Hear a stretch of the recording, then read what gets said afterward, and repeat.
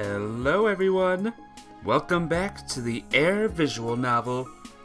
Summer's still just getting started, so I figure let's play even more of this game. I mean, we're gonna play even more of this game anyway, cause here at Ultima 395 we finish our stuff. But yeah, hope all's well, hope everyone's doing good. Give me a second, let me get in my chat room real quick. And we are good. So, just to let you all know, oh no, it's late, it's so late already, okay? Understand? Good. Alright, I'm all ready. Misuzu seems shocked at the time upon finishing the housework. Time to hurry up and get to my errands! She leaves the room. I pick up my bag too. The sloth is lurking beside it. Right, we got a sloth last time. And the game started last time, but we got a sloth, okay? Haruka will probably criticize my handling of it again if I leave it behind. I shoved it in my bag, but it won't fit. Its long legs hang out of the opening. Are you ready, Yukito? I hear Misuzu's voice from the hallway. It's funny, by the way. I had my friend over yesterday after the stream, and we watched the first 3 episodes of Air. So, I got a whole dose of Air last time. Not to mention the hot air outside, but that's besides the point. But yeah, let's continue, everyone. I tried putting it in a few different ways, but the arms or legs always hang out. I'm gonna go on ahead! I end up shouldering my bag with sloth appendages hanging out. Misuzu is standing with their bag and waiting when I enter the hallway. Erg! She grumbles as we leave. Good morning, Misuzu. Someone comes out of the house across the street. Looks like the woman Misuzu made me apologize to yesterday. I'm sure she called her Kawarazaki. That's also what her mailbox says too, hopefully. Good morning, ma'am. You look troubled today. Oh, just a little. Well, be sure to let me know if you need anything. I'm right across the street. I had a bad impression of her from the milk incident, even if that was really my fault, but she seems like a good, honest person when I listen to her talk. Oh well, if you say so then. She turns to the older woman. Do you know of anywhere looking for day laborers? Oh, part-time work? Yes. For you, Misuzu? No, actually, for him. She points to me behind her. Oh, him. She's not entirely pleased. Her gaze shifts and she looks over me closely. Can you do heavy lifting? You can, right? Show off strength. Let's be dramatic and do that. I do a handstand. From there I go down into a push-up then back up. Hup, hup, hup, hup. Phew! I stand back up and wipe some sweat from my forehead. What an unusual person you are. She seems repulsed. He's a nice guy deep down. Nihaha. She almost has a one-piece laugh, but it's not quite there. It's not quite insane. But he's big, so he seems strong enough. Oh yeah, he's strong. Then yes, I can find something. Really? Isn't that great, Yukito? What's the job? I ask as we start walking. My husband's family runs a second-hand shop in the shopping district. My husband used to pick up second-hand items and bring them in, but he hurt his back and can't do it right now. So we need you to go collect things for him. Where from? You'd go around door to door and ask for anything. Do you have anything you don't need, and so on? But politely, it's important for the store to maintain a good image. Alright. Can you drive a car? No, sorry. Well, that just makes it more of a physical job. You'll be pulling TVs and refrigerators on a trailer attached to a bicycle then. A bicycle trailer? Seriously? You're a man, surely you can handle that much work. Yeah, Yukito will take care of it. Easy for you to say. Ask his sister at the store for more details. I'll call and tell her to look out for you. I ask where it is. I didn't really follow her answer, but I'll probably find it once I get to the shopping district. Thank you so much. Do your best. She looks over toward me. Right. She goes back into her house. That's good, right? I wonder if she's not actually toying with me. She's really not. Mrs. Kawarazaki is a nice person. I think that normally someone in her spot would turn me down after finding out I don't have a driver's license. It's because she thought you looked so strong.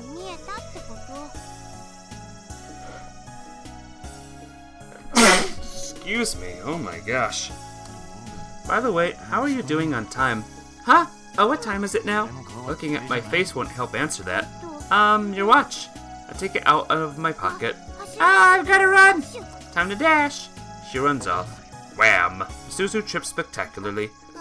Go! Whack. Ow! Why'd you have to hit me when I'm already having a bad time? Are you hurt? My head hurts. That's from when I whacked you. I mean, besides that. Well, I scraped my knee a little. What do? I'm late. My knee's bleeding. Suzu is in a double pinch. After worrying over it for a while, I'm gonna put a bandage on it. She goes back into her house. You're definitely gonna be late now. Ah, that's so much better. Miss Suzu stretches atop the embankment as usual. The sea breeze is strong and it's always cool up here. Another special move then? Yeah, my usual special move.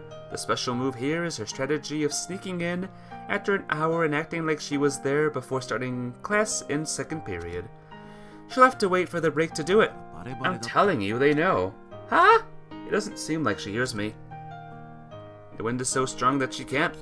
So you're going door to door to pick up used items today, Yukito? Miss Suzu comes over to me and asks. Yeah, I guess that's what'll happen.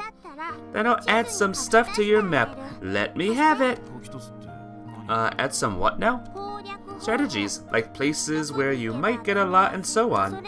It'll be like I'm right here with you if you read over it as you go. I can't help this morning, so I'll just draw for you.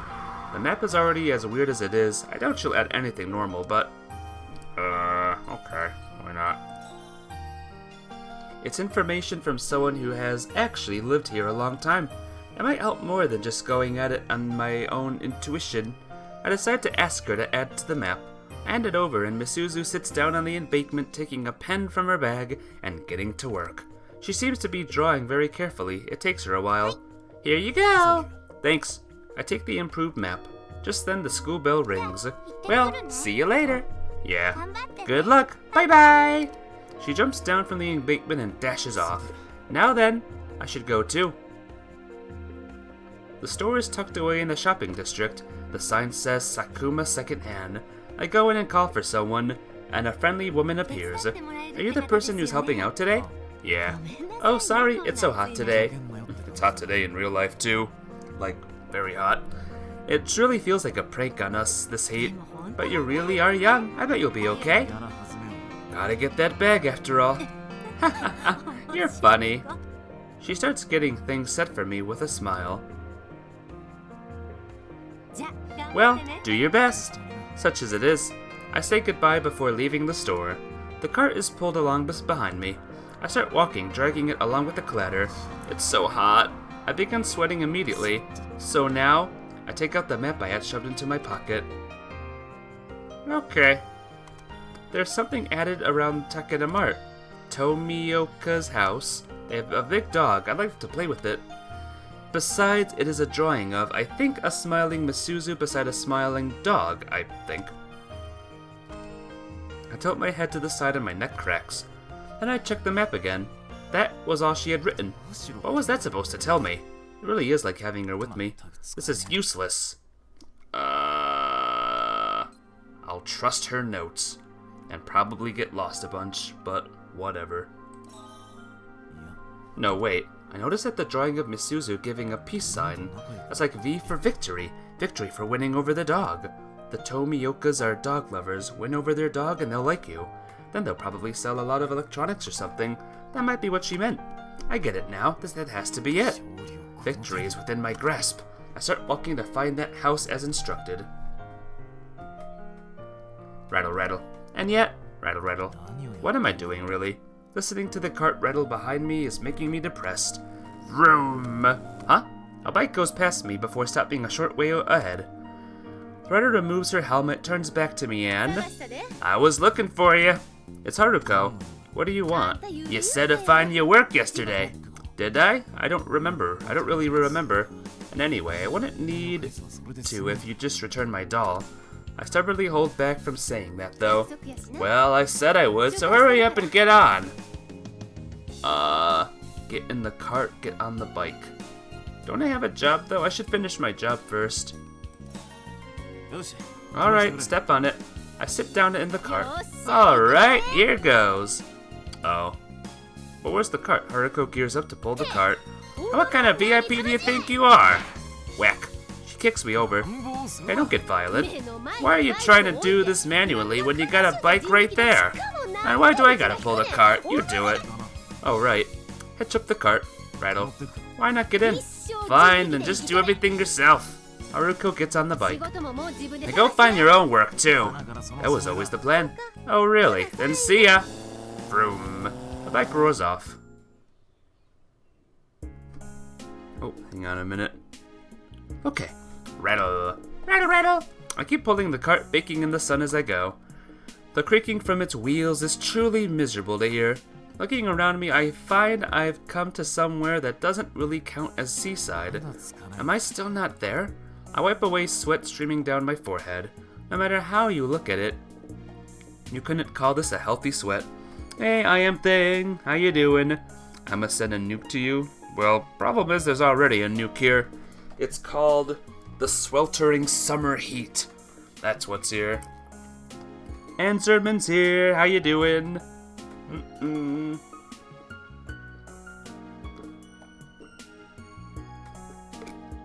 Welcome to the stream. Hope your day's going good, everyone. Winter better? I'm sure right now it feels like winter could be better. It's fine. I'm surviving in the heat. Hope you two are as well. This is just torture. Growl. My stomach starts to rumble. Rattle. It's harmonizing with the sounds of the wheels. This is hell. Even aside from the physical strain, how long can I endure this mentally? You're surviving. Good. Good. I stop pulling the cart for a moment to catch my breath. I'm in front of a quiet train station. It's a scene like a place outside of time. The trees are blowing in the wind, making noise that sounds cool and refreshing. It's soothing somehow. Even around the station, there's no... Nobody around. Feel like you've seen this game? You might have seen it yesterday. Maybe. Watching me play it. I look through the haze toward the sound, and then I see her. Fwoo! Pop. Fwah! It's a tiny girl. You don't know. Maybe you saw me play the other visual novel, during the winter time. No. There's a girl tearfully blowing bubbles that splash her face with water droplets when they pop. Scrub, scrub. The girl wipes her face with the hem of her clothes and goes back to blowing bubbles. Fwoo! Pop! Fwack! Her face is showered with droplets again. Meow! Scrub, scrub. Fwoo! Pop! Fwah! Scrub, scrub. How sad. She messes up the same way several times. Just watching it leaves me with a bittersweet feeling. Her face is gonna be raw from how much she keeps swiping it. I think that not interacting here is the correct, mature course of action. Wish her the best with her struggle and get back to work. Rattle. The wheels clatter along. Nee? She spots me immediately. Oh no. Huh? The shiny-faced girl stares hard at me like she just spotted an alien. Huh? The girl and I stand there frozen in a standoff for a while, with the sound of cicadas filling the silence. It's an unpleasant pause. It's not like the first person to blink is dead or anything, so I don't have to just endure it. Hello, it's really hot, huh? I can't really ignore her after she spotted me, so I say something casually. What a creep! And he's got some weird thing he's pulling. What a loser! I think she means me. I gaze off into the distance, a bit stunned. She glares more intently at me. Meow! Right! What? Oh no, what should I do? The kidnapper's talking to me! What are you calling a kidnapper? Meowa. Uh-oh, this is bad. He's getting worked up. I'm doomed! She sure seems it. Oof. I scratch my head. Could you please stop making gross assumptions? I don't see anything breaking the deadlock here, so I try arguing gently. Oh no, this can't be happening. I'm getting kidnapped. You're not even listening. He's definitely going to toss me onto that weird cart, and he'll take me to market with the cute little baby cows and animals. Oh no, I bet they'll all really be sad to be there. I can see that her imagination is blowing everything out of proportion, increasingly. No, oh no, he'll take me if I don't show my strength of spirit. I have to let loose. She's completely focused. She glares at me, even more focused than before.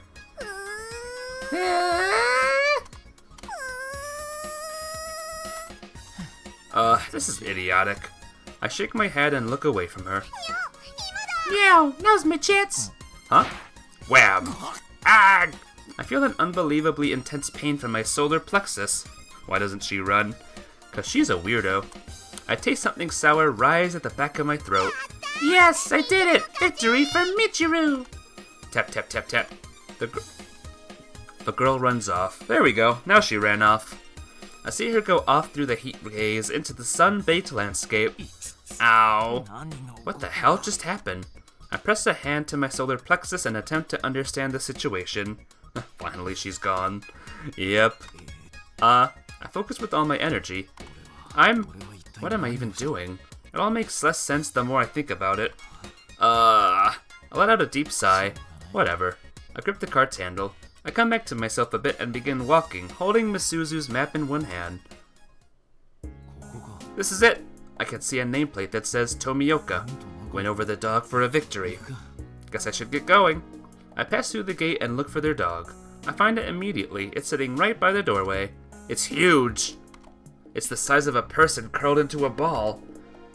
I walk over to it and extend my hand. The dog looks toward me. Clack. If I hadn't pulled my hand back, it would have bit me. Grrr! We stare at each other down for a moment. The dog makes the first move from there. It leaps toward my chest, mouth open.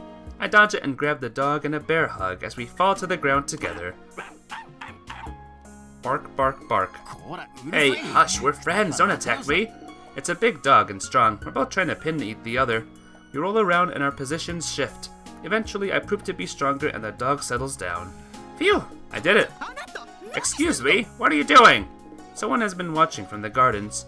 Must be the lady of the house. I'm from Sakuma Secondhand, and what are you doing to my dog? It's not what it looks like. We were playing. Johnny, here boy. I let go of the dog and he walks over to her unsteadily, but plop. Doesn't make it all the way there. Johnny! If you have any electronics you don't need, we'd love to buy them. She turns a murderous gaze toward me. Get out of here right now. If you don't, I'm calling the police. Yes, ma'am. Please calm down. I'm leaving. I start backing up. Her eyes tell me she's serious. Hope you'll continue to shop at Sakuma Secondhand. Never! I think I pushed it too far with that last line. Alright. I think that went well, guys. Unbelievable. What a horrible outcome. For all that effort, I didn't get anything at all. The cart is still empty. Yahoo! This is the way to live. Actually, there's a kid in it. Hey, get out of there. Yay! The kid jumps out and runs off somewhere. So the next house is... There are added notes around this alley. The second end house is Kawauchi. Always good things here. Oh, hello, young man. Here, have a candy. She definitely gave you candy, and it's yummy. Lucky you, Yukito. Crunch munch. The candy is indeed yummy. Lucky. Except it's not. Ma'am, do you have any appliances you don't need? Actually, electronics or not a one, but have some more candy. Betcha you can eat a lot, young man, seeing how big you are. Actually, ma'am, you run out of room for candy as you get bigger. Oh, is that so? You like candy? Candy! I like candy too. Not too much of it, but I like candies. Yes, unfortunately, that's all I was here for. I'll be going. Come back anytime. I'm so done. I shoved the map into my bag. Her scribbles just show the route she'd followed for fun. I was a fool to count on her. But you hate chocolate. Oh, you poor child I am thing. I love chocolate. It's the best. I am, my condolences, I'll say that much. It might have been better to just try doing things on my own. This on my own. The sun is beating down on me at this point. It's also hard to accept that all my effort this morning was for nothing. I need a break. I lie down on the embankment. Misuzu would probably make me lunch if I went back to the house now. Like hollow choco, but full like a ball. Yeah, hollow's great. I would rather have a hollow thing as well. But I can't go home yet. I accepted her help and I've still got nothing to show for it. How about other chocolate things like Oreos or something like that? I had 3 of those this morning. What? I feel like an idiot. I can't look her in the eye yet, but it's noon and I'm hungry. Oreo! Yeah, those are good. I have that candy the old lady gave me, but I don't feel like eating it, even with how hungry I am. I want some rice. Being a street performer suits me. It's what I've always done, and I'm proud of it. I take out the stuffed sloth. I set it down on the ground and focus my will into it. Whip! It stands up. I try making it walk. Moosh, moosh, moosh, moosh. That's terrifying. It was enough to creep me out. Oh, a sloth! I hear a voice from far off. I look around to see a little girl looking this way. She comes running over. She grabs the sloth in a fast-moving tackle. He's adorable! She's like a smaller Misuzu. I take a look around me. I don't see anyone who looks like your parent. I could have pestered them for a tip if I did. Using the sloth for my act might actually work. He's so cute! The girl was still holding the sloth. This one's gonna get annoying. Hey girl, where are your parents? I try asking her. He's so cute! She's not listening. She's even more like Misuzu than I thought. I move the sloth's arms, making it pat her head. She loves it and giggles. I try making it pat her with its legs. She loves that too. It was the same thing though. Now what do I do about you? I'm a young man and she's a little girl. This doesn't look great. I'd rather not have anything more to do with her. I take back the sloth. The girl hangs on, dangling from it. Let go, this is mine. I want to hold him. He's so cute. He's creepy. He'll eat you if you keep holding on to him. I pull on it, trying to wrench it from her grasp. Rah! Young. But the stuffed sloth just stretches, and it doesn't go back either. The arms and legs look longer than before. Ugh. I give up. Nothing is working, so I decide to leave her there and look for her parents. She then, all of a sudden, stabs me in the stomach. It's my sloth now. Oh, that never happened? Okay, fine. Another problem, kid. Unbelievable. I look back. The girl is holding the sloth and staring at me. The embankment is behind her. If she tries to climb over it, there's a drop about the height of a grown man between her and the bench.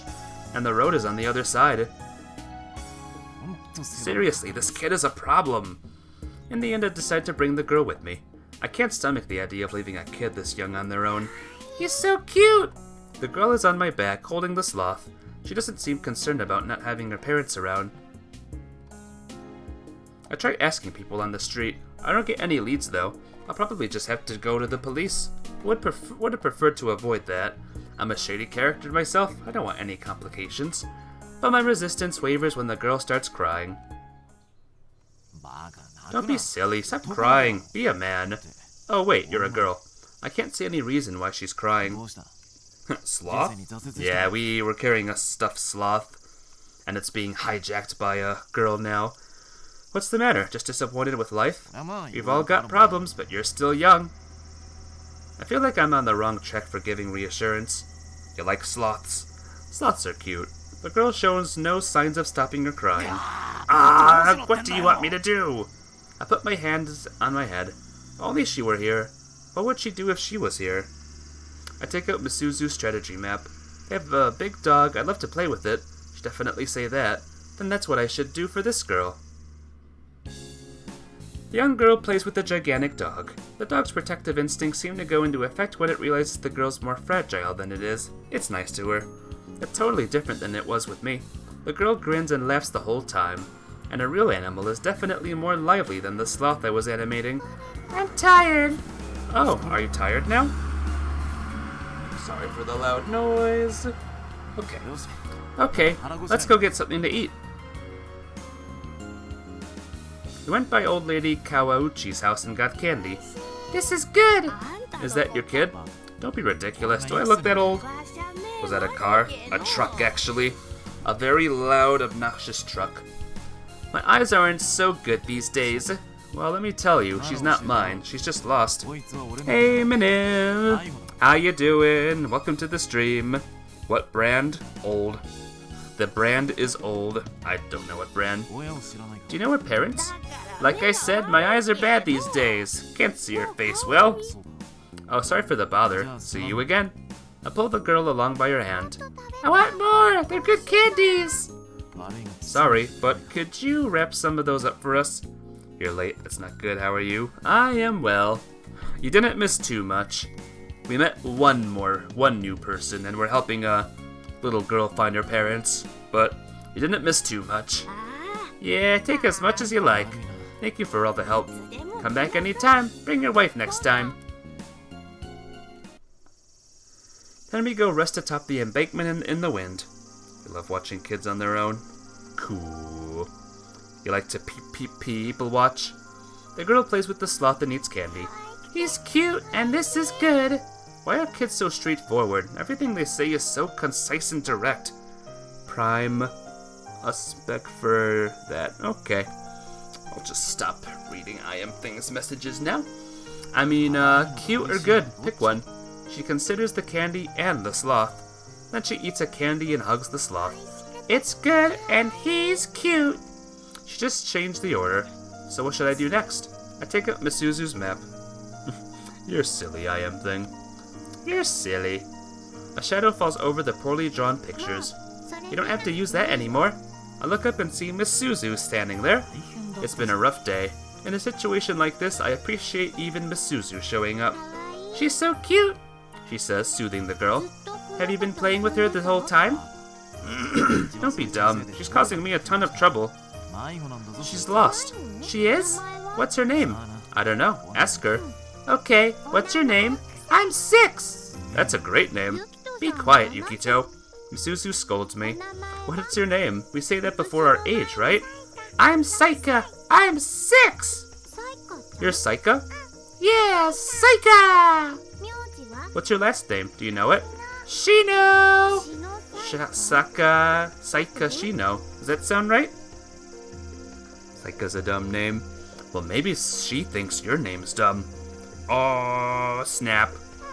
Yeah! There you have it. Misuzu looks back at me. So, do we get the police? Look at the map! The map? I take out the sweat-soaked map and look over it.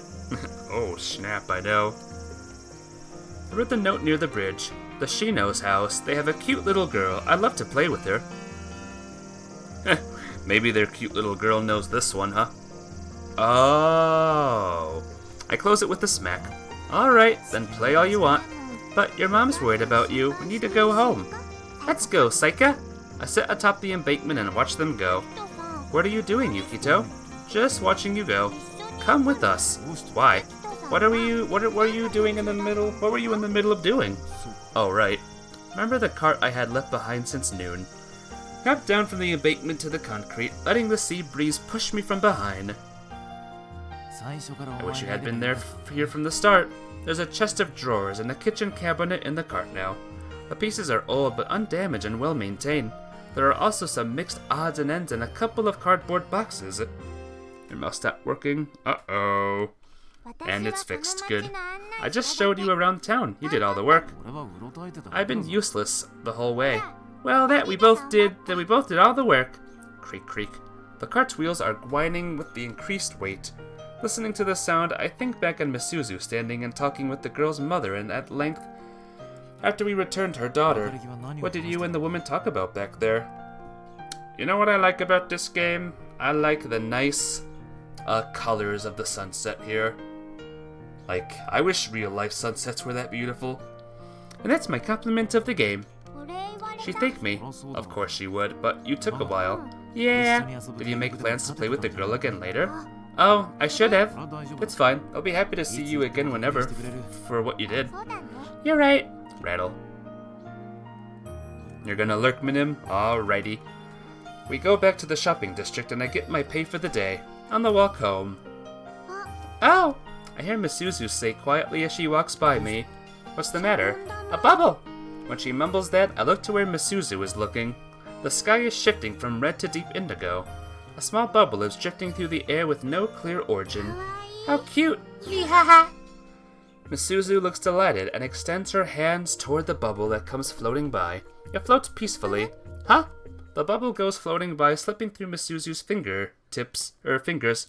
Deep indigo, what color is that? Blue? Sure. We'll say blue. I hear a happy voice laughing from that direction.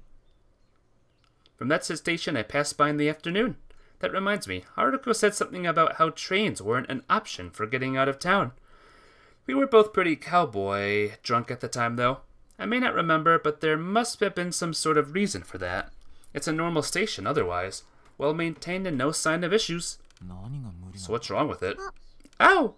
Misuzu says as though she notices something. Look where she's looking. Yay, another success! What's this? A new person? There's a little girl there. I'm gonna do another! Okay.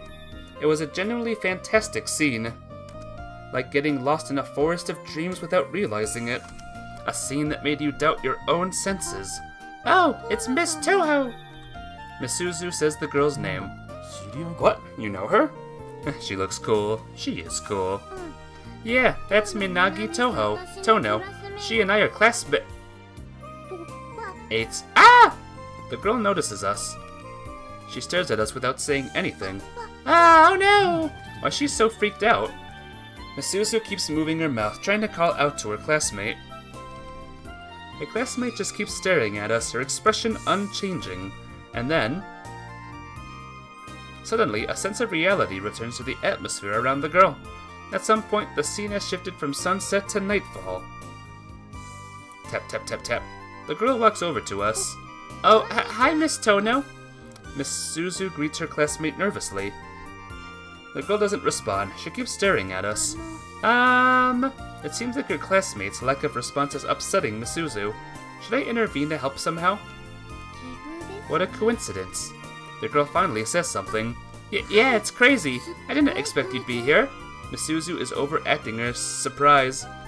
The girl doesn't respond. Misuzu seems distressed. I watch from the sidelines. Good evening. She murmurs slowly. Did I say something strange? Huh? Then she seems to suddenly become lost in thought. I, Ultima 395, shall give Zermin mod within a 30-minute time frame. Sorry, can't actually do that, Zermin, but good attempt there. Very, very cool. Oh, you silly peoples and chatses. We both stare at the girl, waiting, though we're not sure what for. Oh! Is it coming? The words we waited were good more after evening. All we get is nonsense, and I can't tell if she's joking. Oh, good morning after evening. Misuzu was cowering before her classmate, but she manages to squeeze out a response. Was that right? Huh? Still wrong? Oh, I guess that was right, if I had to pick right or wrong. I see. Well, she seems pleased. Hey, what's your deal? I pulled Misuzu over and whispered the question to her. We're classmates. I know that. She's Minagi Toho. I heard that already too. Isn't she pretty? Sure, I guess. Her grades are top of our class too. Impressive. Right? She's way different from me. You should study harder, like her. But studying is hard. You just have to keep at it. I do, though. Try trying harder more intently. Okay, I'll try trying that. Good, you do that. Anyway, we're off topic. And what does it even mean to try harder more intently? You're ignoring me, aren't you? Oh, Did you need something, Miss Karamio? Oh, nothing really, but... Oh? Yeah. Silence falls again. Doesn't seem like they're going to keep talking. Zermin's gonna lurk, alrighty. Happy lurking, my friend. Misuzu keeps smiling, but I can see that she's breaking out in a cold sweat. Give me a second, guys. Drink time again.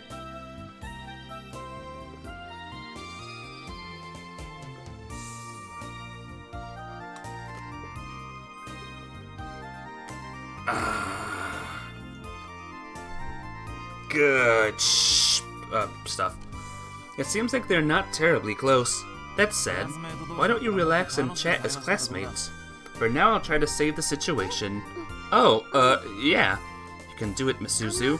So, Miss Toho? Misuzu is suitably working to keep her voice strong. Isn't it a fortuitous day today? Oh, come on. What a bizarre opening. Yes, it is indeed a fortuitous day, but that gets the conversation started. Schoolgirls these days talk about deep topics. What were you up to in a place like this? Gaining confidence, Misuzu cheerily keeps the conversation going. Sunbathing. What? Just kidding, it's nighttime. I feel like time stops for a moment. Hey, Minagi! Huh? Tap, tap, tap. We hear footsteps approaching. Tap, tap, tap. Tap, tap, tap, tap, tap. Tap, tap, tap, tap, tap, tap. Wham! Ag! Ah, Yukito, you dropped like a leaf from a tree. What you doing, Minagi? Blowing bubbles? Minim, this is the person we met earlier, by the way. This girl here. So, don't worry, you're all caught up now. Yes. Oh, wow, and right now I'm feeling great, so let's keep at it. Okay, but she glances over at me. Teehee, hurry up! The girl cozies up to Minagi Tono, hanging off her arm. Thank you. You're welcome. It looks like it hurts, Yukito. Yes, it does. Is this your sister? Misuzu interrupts the two. Nay, no, I'm Michiru. I'm Minagi's best friend. So who are you? Me? I'm one of her classmates. Classmates? Yeah. Oh, so a friend in virtuous labors. A virtual what? Misuzu seems confused at the bizarre and archaic phrasing. Nihaha. She tries to play it off with a laugh. Ni? The girl notices me there. Huh? What? She seems concerned. She seems even more concerned. Then she reaches a conclusion. Yawa! It's the pervert kidnapper again! That again. She even added me an extra profanity to the accusation. Look, Minagi, it's the kidnapper! The pervert! Don't go spreading rumors. Pervert? Don't call me that. Let alone mix with a sigh like that. What are you doing here? Hey, listen to when people talk to you. Why does she tilt her headlight at that? Oh, about that. Have you lost it too? Huh? The two classmates tilt their heads and look at me in unison. No, you can't ask things like that, you two. How come? Because we can't tell him, can we? Tell me what? Nee, you want to find your next target, don't you, kidnapper? How unfortunate for you. No one here but us. Yahaha. Tap, tap, tap, tap. Whack. Look at that face. What happened to your eyes? You go. Wow, that was really loud. No. I'm actually gonna get mad if you just keep calling me names for no reason. You're already really mad. What is it? Are you two friends? Don't be ridiculous. What a face. What a face. I let loose with a backhand chop. Oh, that was quite skillful. She's impressed. Don't be ridiculous. I'm a bit pleased though. By the way, yeah? I had the same question. Why here? Why choose this as the place for your crimes? That's an intense, insane question. Oh, I guess it may have been. I want to go home already. He's right, Miss Toho. Misuzu jumps in too. Appreciate it, she's actually quite dependable. Yukito's not a pervert. Ah, that's what she wants to argue first. So he really is a kidnapper? I am not. Unfortunately, no, he's not a kidnapper either. Don't say that it's unfortunate. Of course. If he was a bad person, I'd be able to see it. Right? Doesn't look like a bad guy. His eyes are a bit scary, maybe. Nihaha. Oh wow, you just fully ignored that. I keep it up. So, who is he? She asked Misuzu. Oh, this is Yukito Kunisaki. I feel a tug. Misuzu pulls my arm as she says it, pushing me in front of the younger girl. Yukito Kunisaki? Yeah, me, Lamo Yukiso Kunisaki. I try to be a bit smart, even if it is in an odd way, in order to push back against the girl's bizarre behavior. Are you from outside Japan? No, I'm 100% Japanese. I see. She seems satisfied for some reason. Are you dating then? Oh, no. Misuzu waves the idea aside behind me. No. Not dating. Absolutely not. I decide to be clear. Yukito is a traveler. He's staying with us right now. A traveler? Yeah, you know. Nyawa! What? So you're a homeless pervert and kidnapper. There's nothing redeeming about you. Not that I'd accept you being redeemed anyway. Yeah. Tap, tap, tap, tap. Whack! Yoo-hee! Wow, that was also really loud. Well, I don't want your redemption anyway. Are you two doing a comedy skit? Not at all. Okay then. I scratched my head. This is all driving me insane. Oh, what is it now? What's the issue now? I forget. Oh? She takes a slow half step closer to me. What? I retreat reflectively. I'm Tono. Pleased to make your acquaintance. She bows. Oh, so we're introducing ourselves. So, Minagi Tono. Is Minagi okay? Are you an Esper? No, she just told me your name. I point to Misuzu. How unfortunate. Why though? Well, Tono is good, if you don't mind. You don't like going by your first name? Her head moves from side to side. From side to side. She shakes her head several times. Tono unexpectedly turns visibly wistful. And I'm Michiru, so call me that. And I'm Minagi's best friend. Tee-hee. The girl jumps in out of nowhere. Actually, oh, you're still here. Wham! Arg! I take a sharp kick to my solar plexus. Don't be so mean, dumbass! Irk. I crumble pathetically. Minagi Toho stares as I do. Hey, Tuesday, what's up? Welcome to the stream. Tuesday says, woo, hi! How have you been today? Are you sure you two aren't friends? No, we're not. Of course not! Whack bam. Irk. I ball up and Michiru delivers a series of chops to the back of my head. Nice technique. Nice chop. Haha. Don't compliment her. Huh? What's the matter? Minagi Tono is staring me in the face. She shakes her head again. She's glaring. Let you know you solidify from melting. So are you melting right now, like at the moment? That's what I feel like doing right now. It is hot here. It is burning hot in my room. Minagi, let's get back to blowing bubbles! She pulls on Tono's skirt. Okay. Oh yeah, let's invite Kamikami too!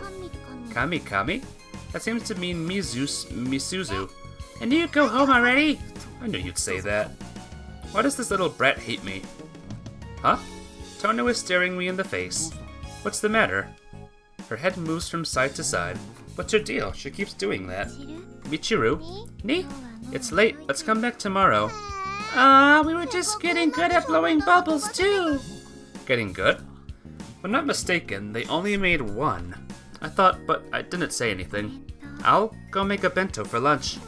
Oh, okay. Will you make me a hamburg steak? Sure. She nods. You will? Yay! Yeah. You're the best! Michiru does a little dance of joy. She seems genuinely delighted. And so with that, farewell, Kamio. We really must be going. Oh, right. I guess we should go too, right, Yukito? Right. I'm hungry too. Well, have a good summer. Yeah. You too, Mr. Kunisaki. Take care. Yeah. And again she's glaring at me. See you, Kamiyan. Be safe. Kamiyan? That seems to mean Misuzu. And as for me, I don't care about you. I really hate this girl. Farewell. Yeah, good night. The two girls walk off into the twilight, their silhouettes overlapping as they go. You had to bike to the sun to drop papers off. Oh boy, walk to do laundry. They're paving the one road that leads to the laundry, so you had to take the long way. Screw that, sat in the park with ice cream, ice cold infused water, then just got home. The water sounds good. Everything else sounds very, very hot. Tuesday.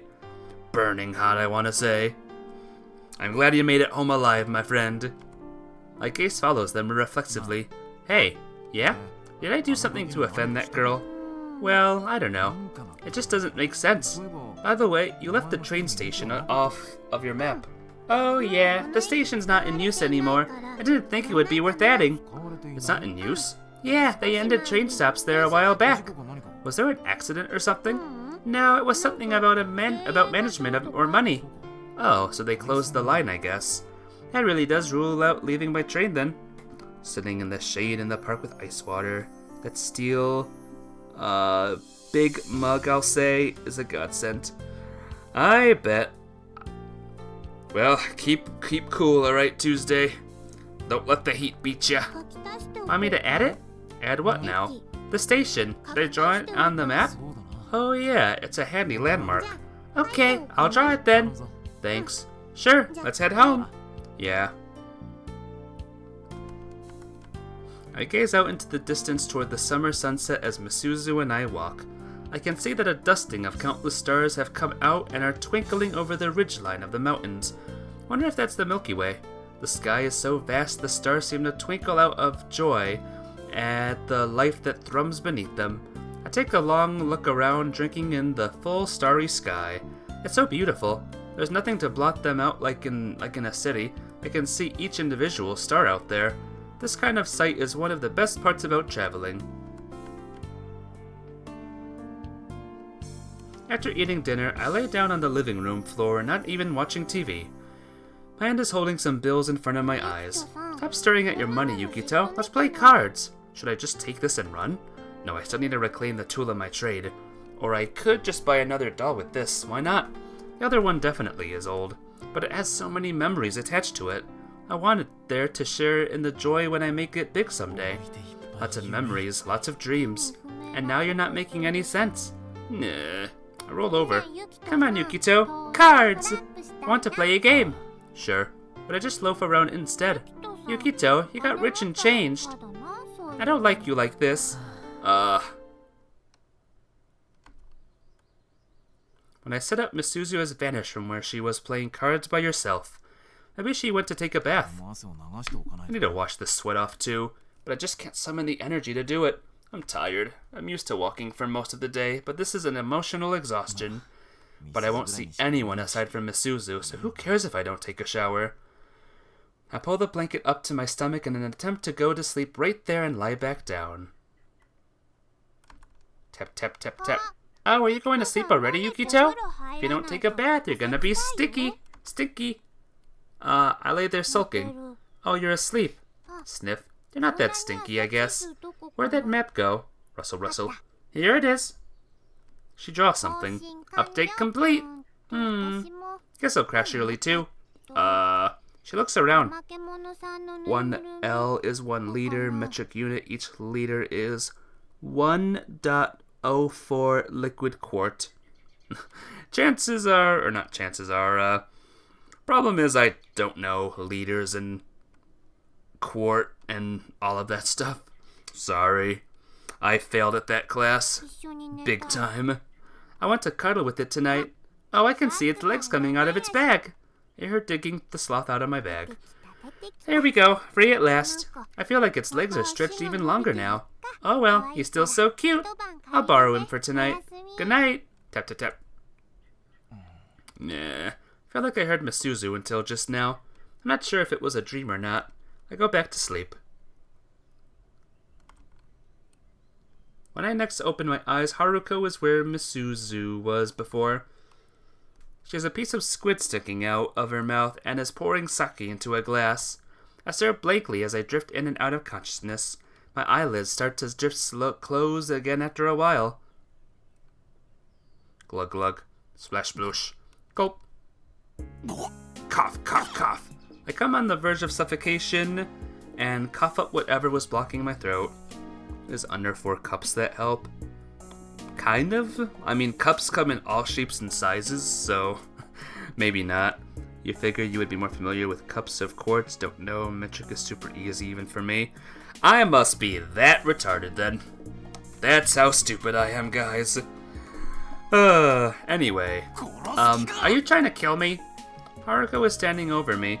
She has a bottle of sake in her hands. It was tilted into my mouth. You're only pretending to sleep. I saw your eyes open a second ago. Even so, you don't pour things in people's mouths when they're lying down. And I'm really tired. Let me sleep. That's just how you and me get along. You suck. Yeah, I suck.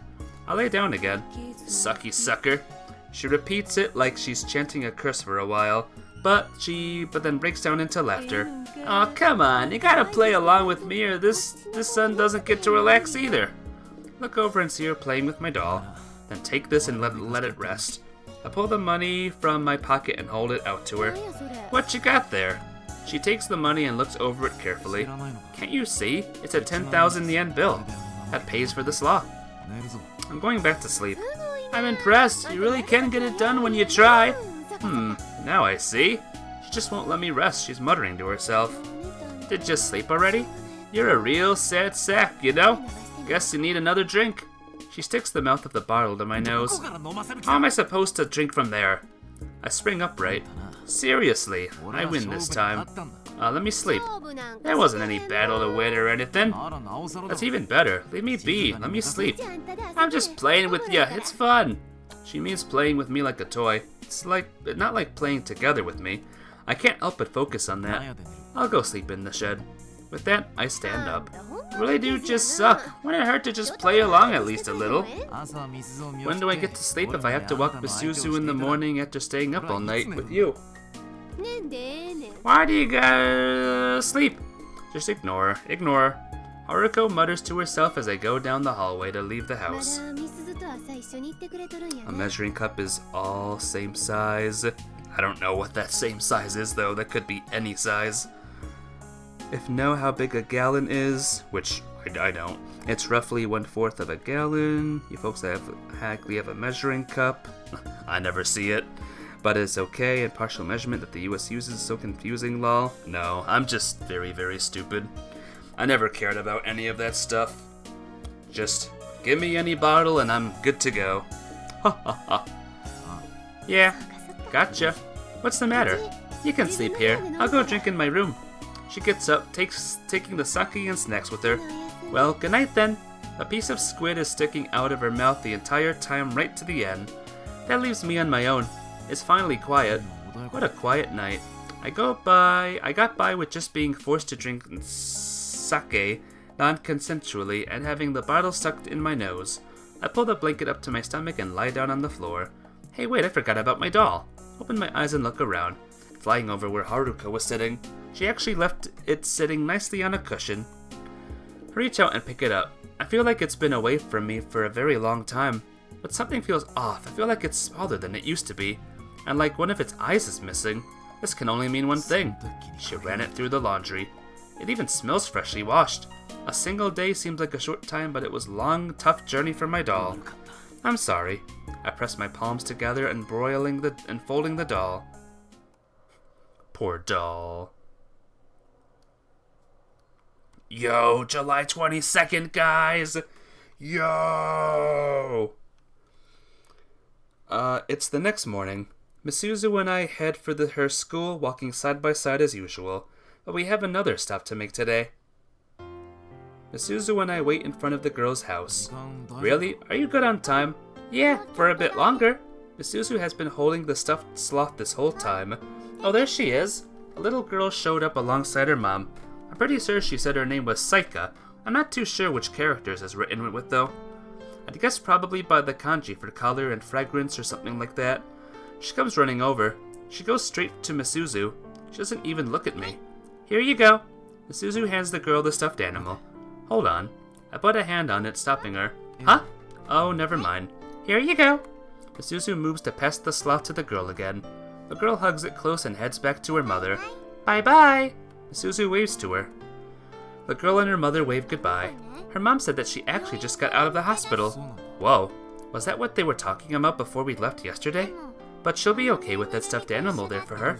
Why? Because it's her friend now. I see. She's taking it with her when she goes back next. I see. That's good then. You can make kids smile, Yukito. Do you really think so? You can get them to genuinely laugh like they mean it. I mean, like the way you wholeheartedly used the doll to make her happy earlier. That's not the same. The girl and her mom walk off. The sloth's arms hang over the girl's shoulders toward me. Ee-ha-ha! Misuzu waves again. We should go. You'll be late again. Yeah.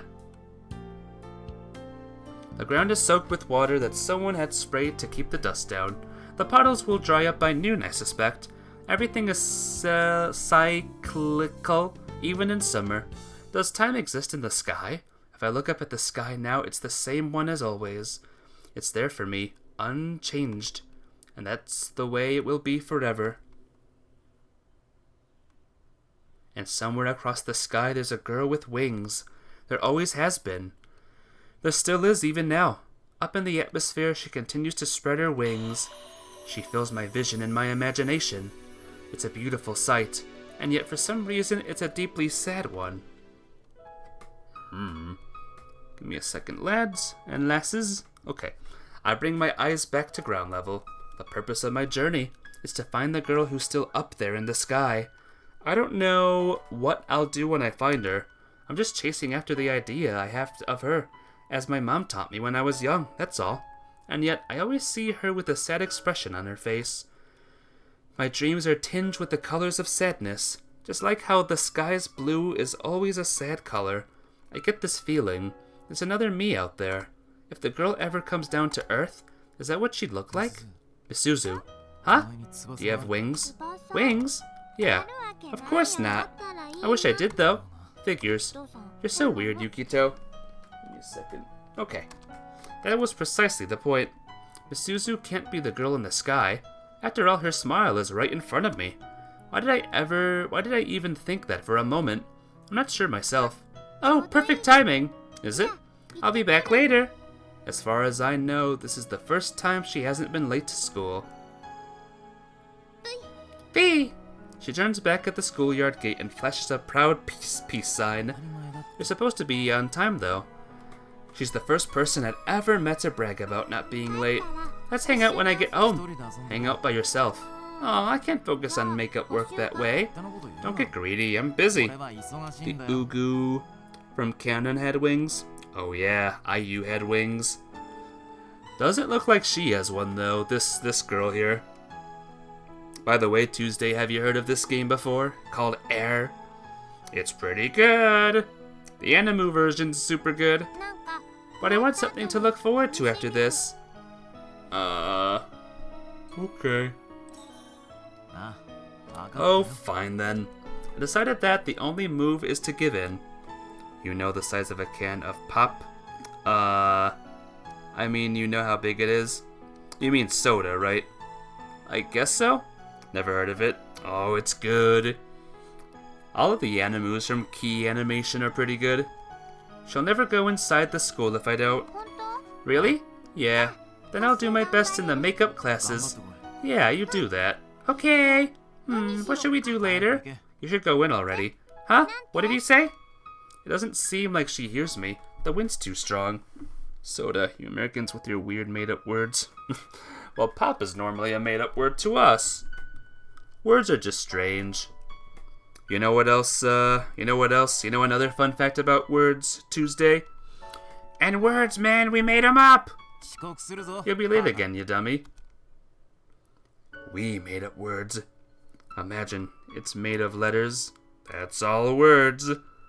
Very strange, huh? All she's thinking about is hanging out this afternoon now. Hurry up! I yell irritably. The wind keeps picking up, blotting out my voice. Misuzu is fighting to keep the wind from flipping up her skirt. I give up and wait for a break in the wind. When the wind fades, I hear the last lingering notes of the school bell. What did you say? Never mind, take your time. Okay, then wait for me after school. She dashes off. It seems like she didn't notice the bell ringing. She slips through the gate with a spring in her step. You can make kids smile, Yukito. Misuzu said that this morning. Have I changed somehow? I look down at my hands, and I try making the doll walk. Nothing is different. Why'd Misuzu say that, then? You can pour about 2 full cans of 12 OZ soda? See now, that number and whatever OZ is, that made things even more confusing. Ounce? Yeah, I don't know what that is. I don't know how big that is, sorry. Yeah, it's too much for me. I will assume that you had a very big water bottle of Tuesday, and we'll leave it at that. Very big and very good, I bet. It's her, so maybe there's nothing to do, but the third can would overflow the container after about 28%. Oh god, I hate math. Whenever I see numbers, my brain shuts down. It's out. It's gone. Brain is shut down. Brain gave up. It's her there's nothing to it, but 12OZ is the size of the can of soda. Yes, you know how big they are visually. Gotcha. I understand. Well, I don't understand, but I see your words and acknowledge them. Ha ha ha. Wham! Ugh! Something slams into me from behind. All I can see is the sky. My neck makes a sickening popping sound. Yeah, you said it right the first time, Minim. It's agonizing and leaves me writhing atop the embankment. Whoa! I'm sorry, I didn't mean for it to be that hard. It's a nervous young girl's voice. Easier to type OZ than ounce, my bad. It's fine. Pico. I hear an unusual sound alongside her voice. Irk. Why you? What are you trying to pull? Is this like Doki Doki? No, not like Doki Doki. It's very, very different. There's no scary. Hey stars, how you doing? What's up? Well, it's Sports Fanatics Hour. The girl in the school uniform gives me a bizarre and incoherent excuse. What's that mean? It was the sumo, right? The sumo wrestler thing. Das Koi, like they shout. I'm doing good. Very hot, but very good right now. She slams my chest with both hands. Again. Thump, thump, thump. She seems to intend to smooth over the incident. She's also trying her best to push me out of a sumo thing. Although we're not in one in the first place. That's a dog, see? Isn't it cute? At her feet, there's a furball wagging its tail in support of our resident Yokozuna. He's also making our sudden summer sumo match an even more surreal scene. See what she can do. She whacks at my chest rhythmically, but she's not very strong, like a little girl. She can't knock me over or anything, and for whatever reason, she seems determined about it in her own way. Letting her try sumo fighting for a bit is probably the nice thing to do. Thump thump. Thump thump thump. Thump thump. The impact goes through my chest and out my back from each blow. Doesn't hurt, and it's not difficult to take or anything. But thump thump. This is getting annoying. Why should I play nice with this kind of attack anyway? She slammed into me from behind and hurt my neck. No matter your perspective, I'm the victim here. Thump thump thump. Something boils up from within me. Thump thump. It's coming up to the surface. Pish pash. I nimbly slapped down her two-handed strike. Whoa! My opponent loses her balance. I launch a wordless flurry of rapid strikes. Whoa! Ah! The girl ends up falling back before my speed. All too easy.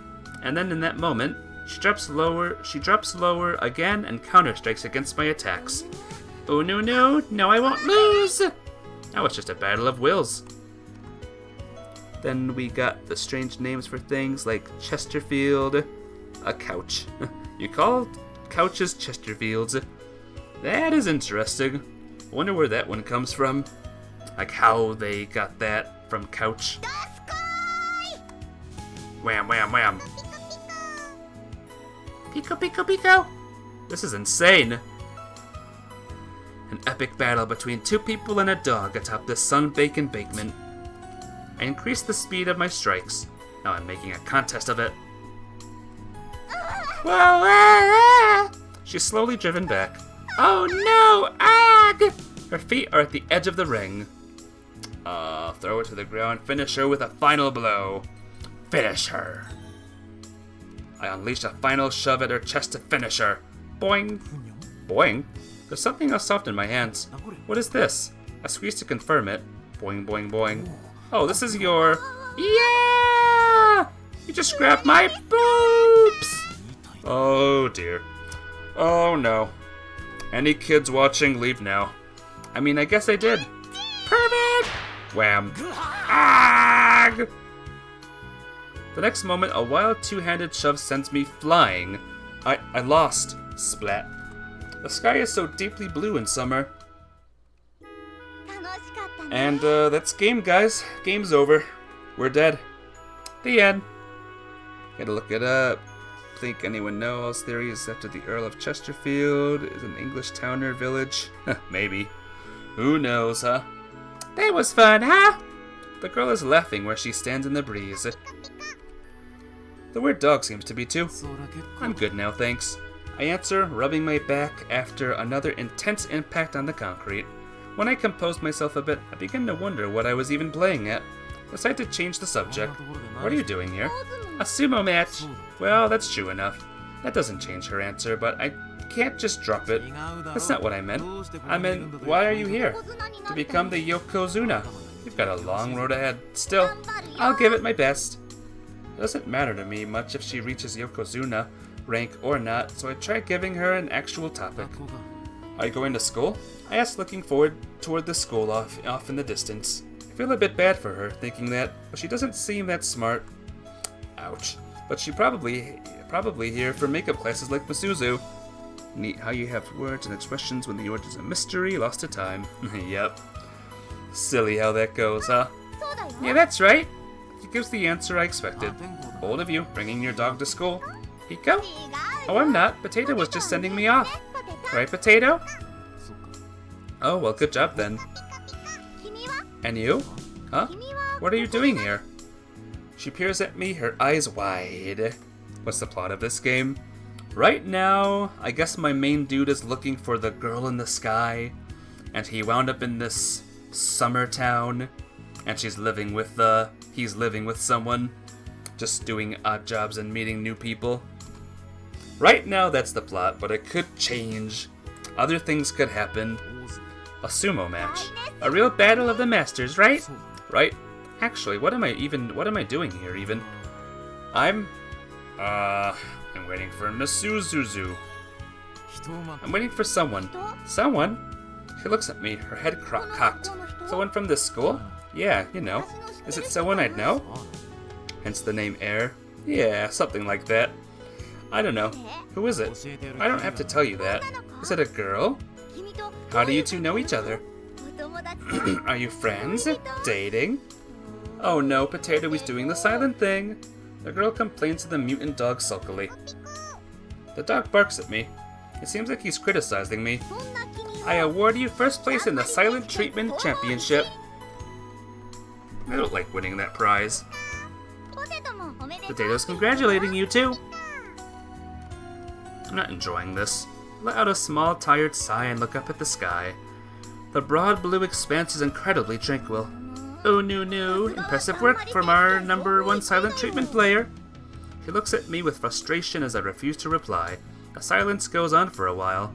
Still looking up at the sky, I focus on the song of the sea breeze. Would be a really pleasant moment if someone wasn't staring daggers at me. Oh, no, what a meanie. Her voice is wildly different from earlier, with none of the dominant energy. ポテト。 Let's go, Potato. Her footsteps fade into the distance. The girl and the cryptid are gone when I look back in their direction.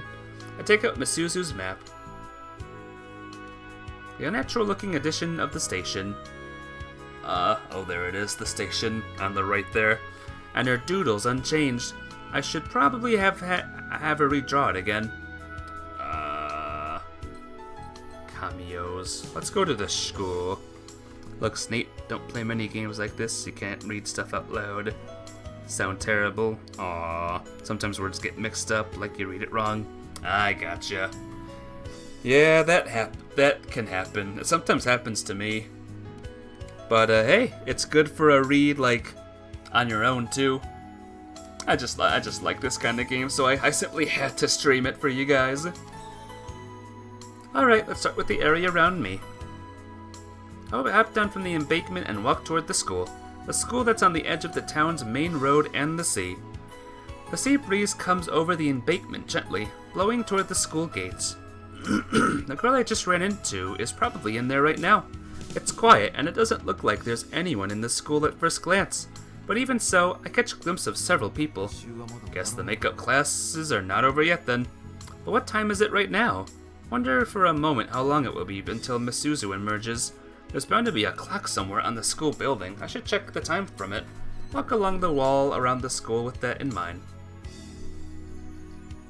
The wall eventually shifts into a fence. On the other side of the metal barrier, I can see trees and a Bears sports ground. I can also see the white of a clock face on the school wall. It's cool. Point of streaming games, stream what you want to play. Exactly. I stream what I like, and if people like it, yes. Big epic plus for me. It seems like there's still time until the makeup classes end. Several people in street clothes that are playing soccer on the grounds, raising clouds of dust as they do. It's not different from Misuzu, who is working hard even as they play. Of course, in this case, Misuzu is still the one who messed up. So it can't be easy to play soccer in jeans. And some of them are shirtless too. What do they plan to do if the ball comes flying at them? Watch out of curiosity, and eventually a high ball heads for one of the shirtless boys. Whack! He stops the ball with his chest and with a snapping noise audible all the way to where I stand. That had to hurt. But I wonder how bad it hurts. I look around figuratively, checking to see if anyone's nearby. I put a hand inside my t-shirt, open up my palm, and whack! Oof! What am I doing? I let out a sigh and turned back the way I came. With that, I hear the school bell ring behind me. It reverberates across the school, even with only a tenth of the building in use. I glance back briefly, then keep walking. Now, look up at the sky again, feeling the wind wash over me. Where should I go next? I know there was somewhere else I hadn't been yet. I unfold the map. I lose my energy. I shake my head a bit, psyching myself up a bit. Across the bridge. I've been out to this bridge before, but never past this point. The map has a mountain there. Maybe if I get past it, there's another town right on the other side. It's not entirely impossible. Anywhere would be better than this town, really. I decide to go check it out. I stop part way across the bridge. I think back on that girl I met a couple of days ago, and then a little while ago. She was standing here the first time. The waters below shine with the summer sunlight. I can see the outline of a children's playground reflected in the waters. So I should push on ahead. Start walking again. The road develops into an uphill slope. Looks like I'm starting up the mountain. I look up to see the road curving gently and continues up to the peak. I start climbing. Ooh. The ocean comes into view. I can see a town in the distance, but from the look of things, it's not a separate town, just the one I've been in all along. I feel a bit depressed at that. Am I sealed into some other dimension here? I don't think there's a point to climbing further, but the summit's not far off either. So to finish climbing the mountain, having made it this far. There could be a little cafe where people go to relax up there. Could be just what I'm looking for. Atmospheric and ideal for my act. Hey, Spacey! Welcome to the stream! How you doing today? Here goes. I eventually come to a stone staircase and climb it. It's a long climb too. It's hot. So hot. I can feel sweat pouring down my chest without having to look. I'm thirsty. First I'll get a glass of water at a cafe. Basketball's over. I know, that's what a lot of people are saying actually. I've heard that from a few. And I heard, who was the winners? The Thunders? I'm doing good. I'm surviving the best I can. Then some dumplings. The Pacers lost? Yeah. Sorry, Pacers. Thunders won this time, but maybe next time, huh? And some dumplings. Then I'll make my money right there. It's a perfect plan. I clamber up the final steps and reach the summit. Yes! Water, please, and an order of dumplings. There's an old shrine there.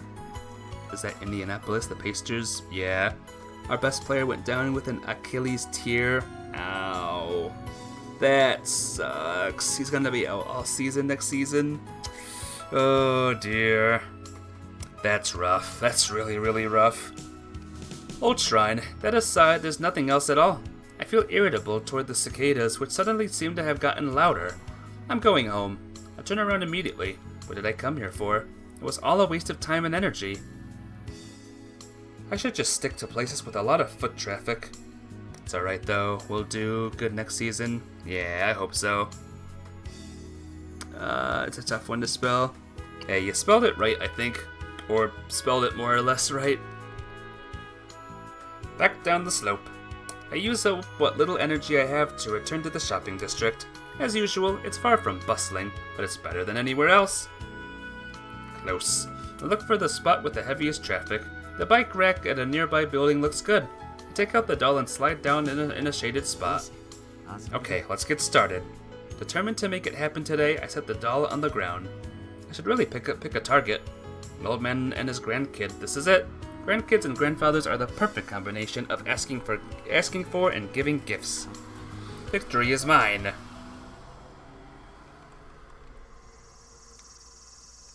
This barrier is guaranteed to stop here. Wait, they walk past me? No, it's not over yet. I can feel it. Someone who's fascinated with me is heading my way. On the right. I turn toward them sharply enough that my gaze almost makes an alert noise. Pico? Go away. He turns a plaintive gaze toward me from across the doll. How have I not seen that? Because you know how to spell Indiana. Gotcha. I make up my mind to ignore him for now. Maybe this alien monster will attract kids. No, they're just as likely to run from it as to stop and watch. In fact, I feel like everyone on the street is looking away from it now. Don't dance. This is bad. Any potential audience will run away. I've got to start by doing something about this amorphous blob of a creature, but performing too readily is an issue too. Alright, in this situation, he winds up for a pitch.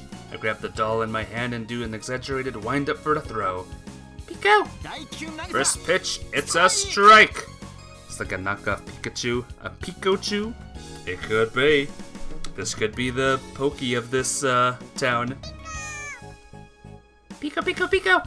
The beast runs off in the direction I threw, making its unusual noise with each footstep. Of course I value the doll and need it for work only to pretend to throw it. Even so, I feel like it worked well enough to fool Potato. He's still just a dog, an animal. I look both ways and then put the doll back in place again. Restart with the saboteur gone now.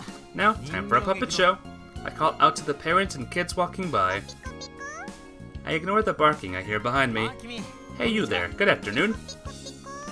Just ignore it. You see this doll here? Would you look at that? I feel like I hear sounds other than Potato. It.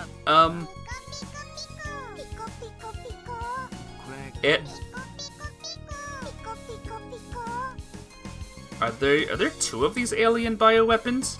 Maybe Potato cloned himself. I can't take this. And that's all for today. Pick up the doll and look behind me nervously. I see the white walls of the Kirishima Clinic, the stairs to its entrance, and on them... Ah! It's her!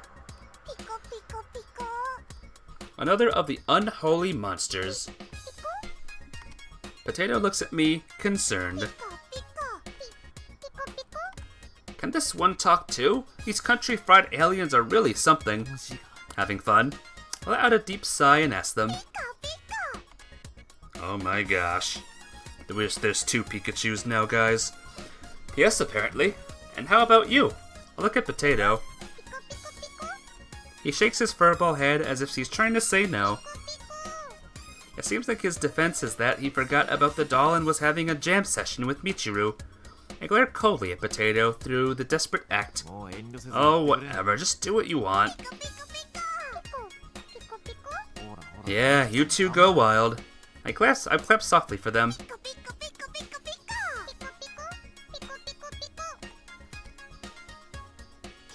Don't make fun of us!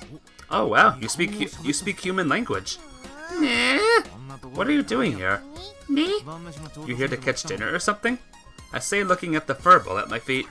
I wouldn't eat Pico. We're friends. No, this dog's name isn't Pico. Nee? Really? His name's Potato. Sounds tasty, right? Potato? Yeah, bet that made you want to take him with you. Nee. Look, sit down by Potato here. I push her to sit down rather forcibly.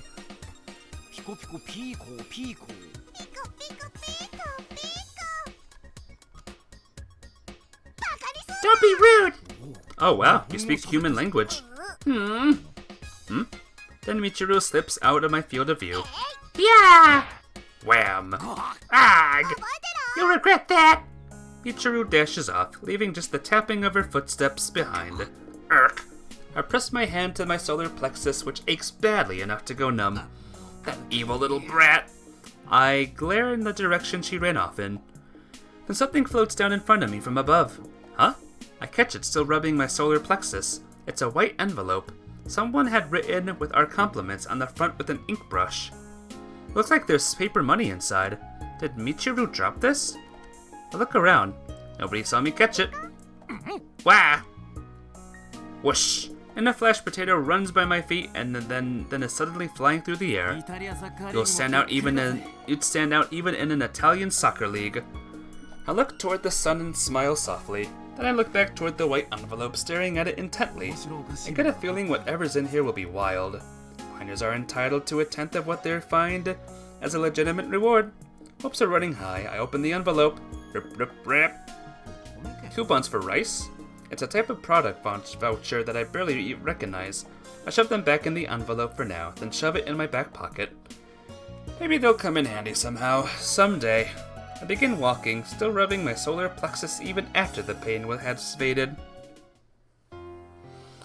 After that adorable mess, it's almost noon. I sit down on the embankment. The sun's bright, but the wind feels nicer than the sun is hot. I catch glimpses of the students leaving through the school gate. She'll come out eventually if I just wait here. I turn into the wind to let my sweat on my face dry. I see Misuzu off that way. She's just standing there at the vending machine by the store next to the embankment. I climb down and walk up behind her. This one's a safe flavor. She seems to be worrying over which juice to buy. Maybe this one. No, this one. Just pick one already. Oh!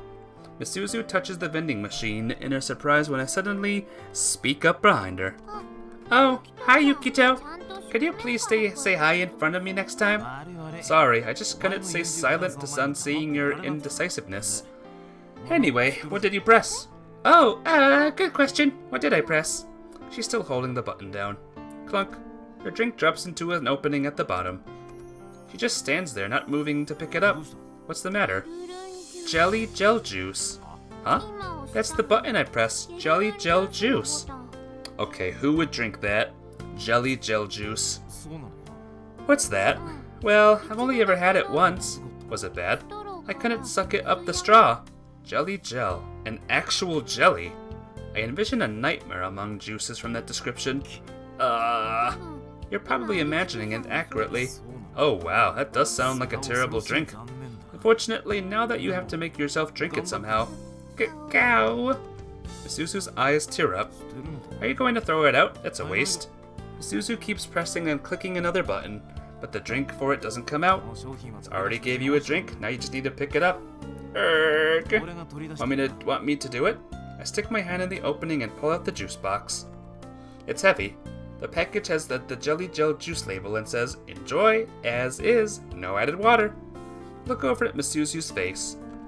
I start to feel bad for her. What's your plan? Just choke it down? Yeah, I'll do my best.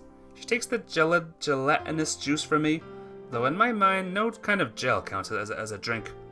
She sticks in the straw and puts it to her mouth. Then she turns bright red trying to suck up the gel. After straining for a while, it's obviously pointless. There's no sign of any of the drink coming out of the box. Do you have a small lung capacity? Huff, huff. Not really. The juice is just too solid. The world is full of all sorts of weird juice drinks. Drink one with me, Yukito. She points to the vending machine. What? A jelly gel juice. Don't be dumb. That's not something to go recommending to people. Well, it's your fault. I got this one, and it's not fair that you just get to watch. It's your fault for being indecisive. If you had just decided to brought something, then you would have been fine. But I enjoy picking. I think it over to get the best value out of the tiny bit of allowance I have left. So drinking it is a bonus. You're off. Got quest to finish and sort her online. Ooh, good luck. 9 days to go. Gotta just go to rate 16 when you get a free ticket. You can use it to buy bundles on their game store. Oh, good luck, Tuesday. You can do it. Get to rate 16 and get the thingy. And tell me if you succeed, too. But thank you. I'll see you again. Bye. Now, if I pick right, then it makes me really happy. I probably did best that up for her. Well, it might taste good if you can get it down. Do your best. So far, I haven't missed a ticket. Good. And you won't miss this one either. So good luck, my friend. 頑張る Fine. I'll do my best. She puts her mouth to the straw again. Oh, I got a little bit. に入った Why not just, like, cut the box open and just eat the jello like that? 味はどうだ How did it taste? 美味しいかも It's not bad. マジか Really? Yeah, really. これね I can get it to come out if I squeeze the box. That's the trick. Normally you have to hold juice boxes at the sides. Wanna try it, Yukito? She offers me the jelly gel juice.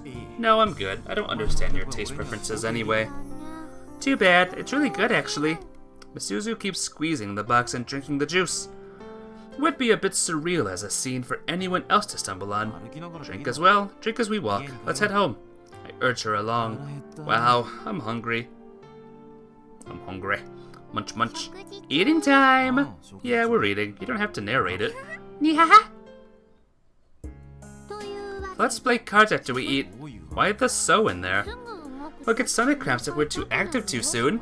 Well, yeah, but if I don't move at all, then I'm just sponging off you guys forever. But I want to play cards. So, now that I think about it, we really do anything like actually playing games when we hang out. We interact and chat like we're playing around, but that's not an actual playing anything. I want to play a game. Misuzu repeats what she said, holding a case of cards. Alright, I'll give it a shot. Really? Yeah, really. But in return, help me out when we finish. Okay, sure.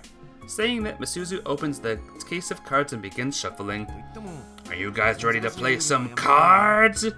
This will be the most hardcore game ever. And no complicated rules. I can never follow those. Yeah, I'll pick an easy game. Concentration. カードの数 You 字 just は match the card numbers. I know that one. そうそう Right, それ that's it. She arranges the cards on the floor mat. After she lays out several, Misuzu's hands stop. What's the matter? Oh, it's nothing. Her face tightens a tiny bit and she resumes laying out the remaining cards. One of the cards falls from her hands. Misuzu? My mistake. Hey, are you crying? No, I'm not. She wipes away tears. もう一回 Do over. She picks up the cards spread out on the floor. 飛べる I can't play this. I just need to focus. She's muttering to herself. I've got to. I have to focus. What's the matter? You don't have to do this if you're not feeling it. I'm fine.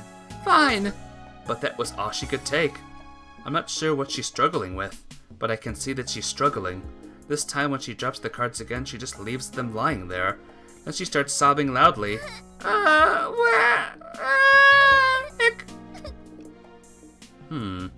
She's like a kid having a meltdown. Even I couldn't get close to her. That was very strange, but I sit on the embankment watching the deserted schoolyard gate absently. I think about how nice it would be to be a smoker at times like this. My hands feel conspicuously idle. I don't feel like making the doll move. In the end, Misuzu had just kept crying. When I tried to touch her, she fought desperately against it. When I asked her what was wrong, she just cried and melted down more. Completely lost for options, I decided to go out. Then before I realized it, I was here. What's up with her? Inviting someone to a card game and then collapsing into tears? I guess she has her own struggles, but still. The sun's going down. Maybe watching the sunset would take my mind off things. I waited for it single-mindedly. I stand in front of the school that should have been deserted, but there's someone standing there. A girl. The girl is staring at me. I'm not sure what to do. We face each other across several meters of distance. The setting sun hits a bright angle. My neck hurts where I got sunburned earlier. The light turns the girl red from the front too. I stand there, still despite the heat. The girl eventually turns to my left and starts walking. Were we just having a staring contest? She heads home. I follow her with my eyes as she goes. She stops when she passes the vending machine, staring for a while and then walking over to it. She takes coins from her wallet and puts them into the machine. After worrying over it for a while, she reaches out and presses a button. She takes a square box, which I can't see well, but I'm confident I know it from the shape, out of the machine and she heads home. What? Hey, I jumped down from the embankment. What the hell is she thinking? Hurry to catch up to her and call her name. Misuzu! Ha! She looks back. Is this really the right time for a huh? Why are you ignoring me and heading home alone? と She smiles nervously. どうしたらよ What should I have done? You could just say something like usual. What do I usually say? You've ever forgotten that? Or you've even? You always say it when we can do everything together. So we'd go home together now, right? Oh, right. But would you really walk home with me if I asked like that now?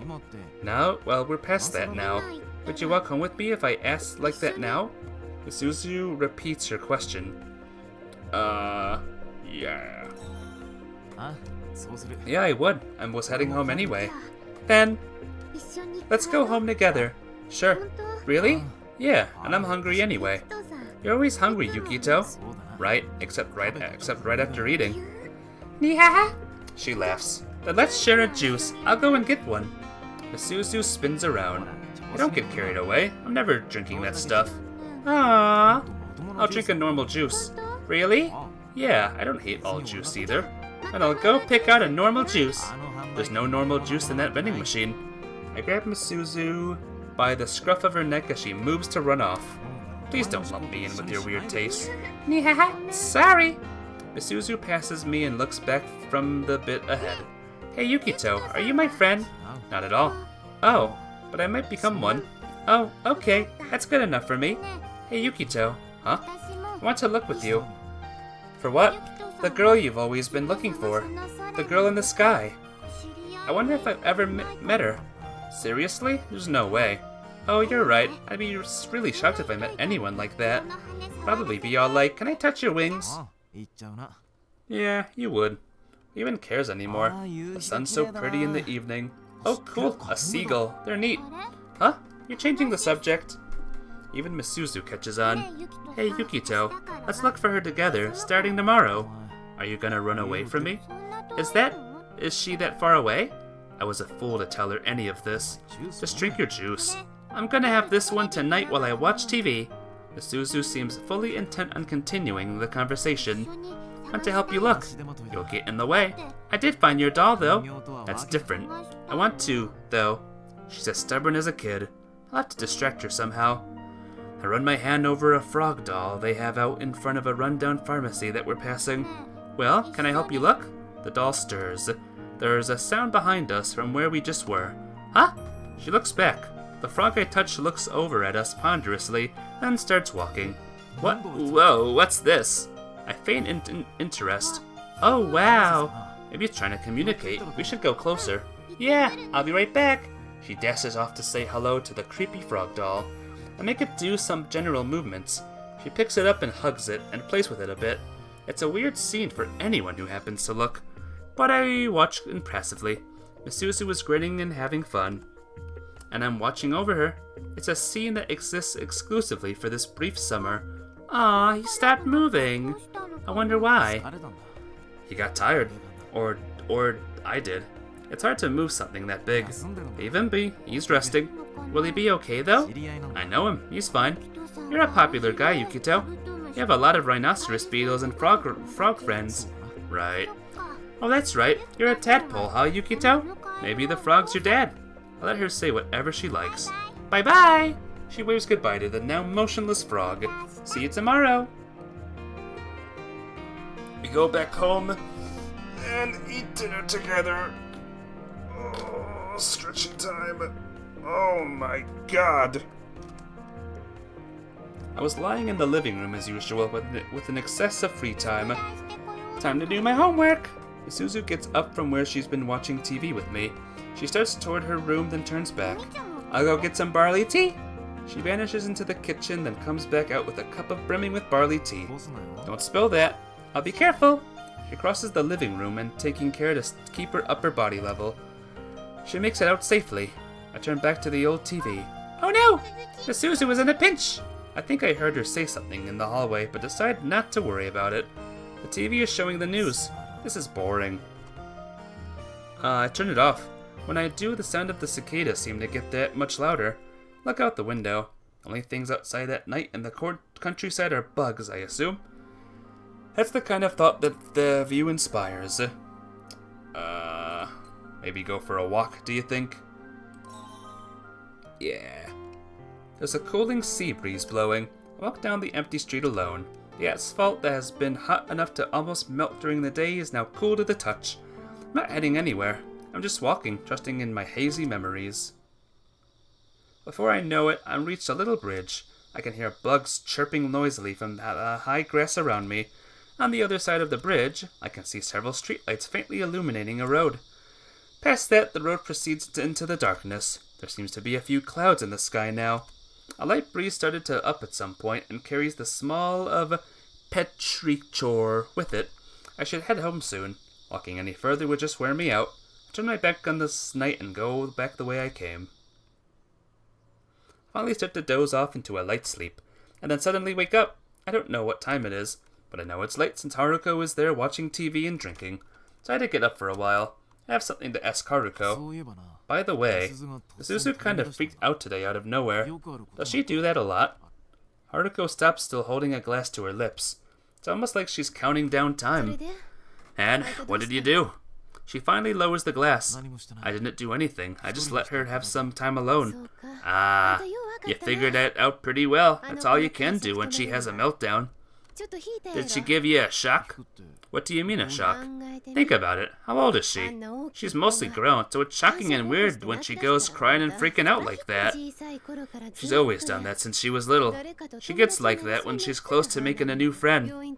I took her to the hospital, but nothing changed. It's a mental thing. I figured everyone gets over those when they grow up. Wonder why she hasn't gotten over it. I'm just glad you're not sensitive about it.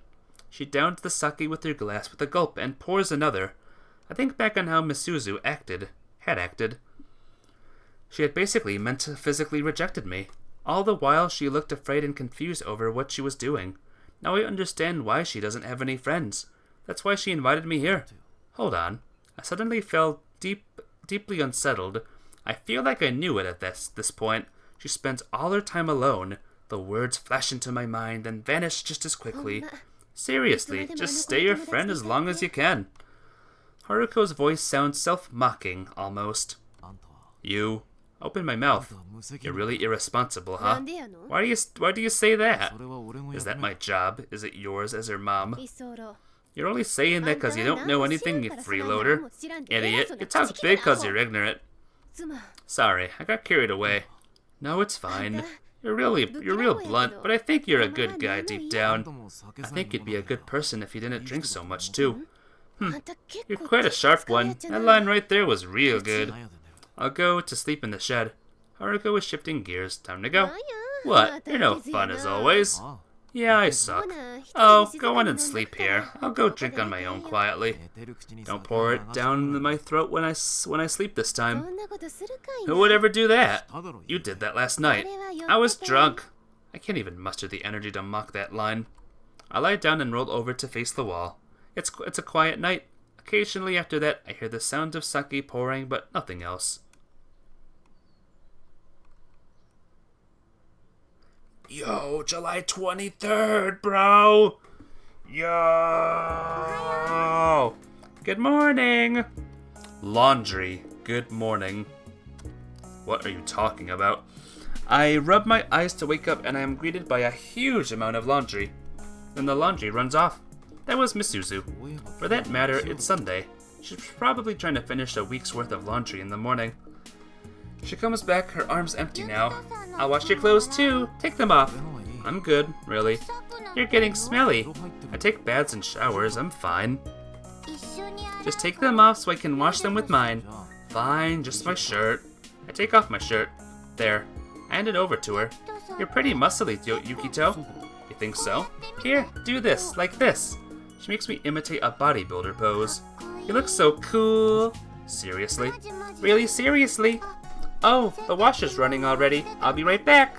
She rushes off. That leaves me on my own. I tried the bodybuilder pose again. Do I really look good? Hang on a minute. Okay. Stop it, you perv. Haruko walks in on me. Is that what you do for fun on your own? What a freak. I feel like Misuzu set me up. Still, I guess you're better than a weak little guy.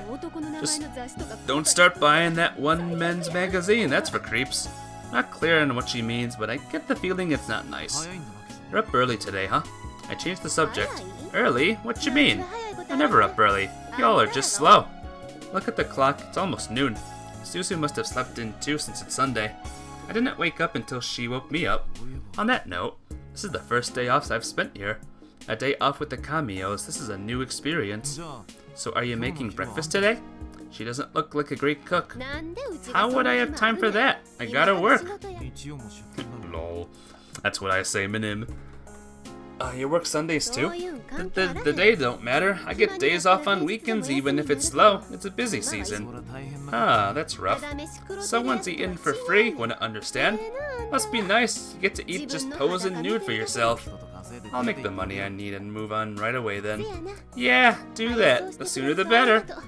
Oh, I don't have much time. Gotta get ready. She leaves. I realize she's right. It's probably hard for a single woman to support double the grocery bill. I better pay her back somehow, and soon. Out in the yard, Misuzu is hanging out freshly laundered clothes. Hey Misuzu, where's my shirt? Oh, it's still wet. I don't mind. It'll dry fast if I go out. You're going out? Yeah. But you can't pull it out yet. Put it on yet? Really? Want to borrow one of mine? It has a Stegosaurus print on the chest. It's really cute. What do you think? You know what? Let's do it. I'm not sure why I decided to, but I might as well try it out. Let me borrow the Stegosaurus shirt. Okay, I'll go get it. Here you go. Isuzu hands me the shirt and then goes off out into the yard again. I put it on right away and check out how I look in the mirror. A Stegosaurus. Gow gow. I don't think my face goes well with cutesy clothes like this. I look too different from the neck up. I try to smile a little. Smile. That just makes me depressed. We're keeping it on. Bleep it.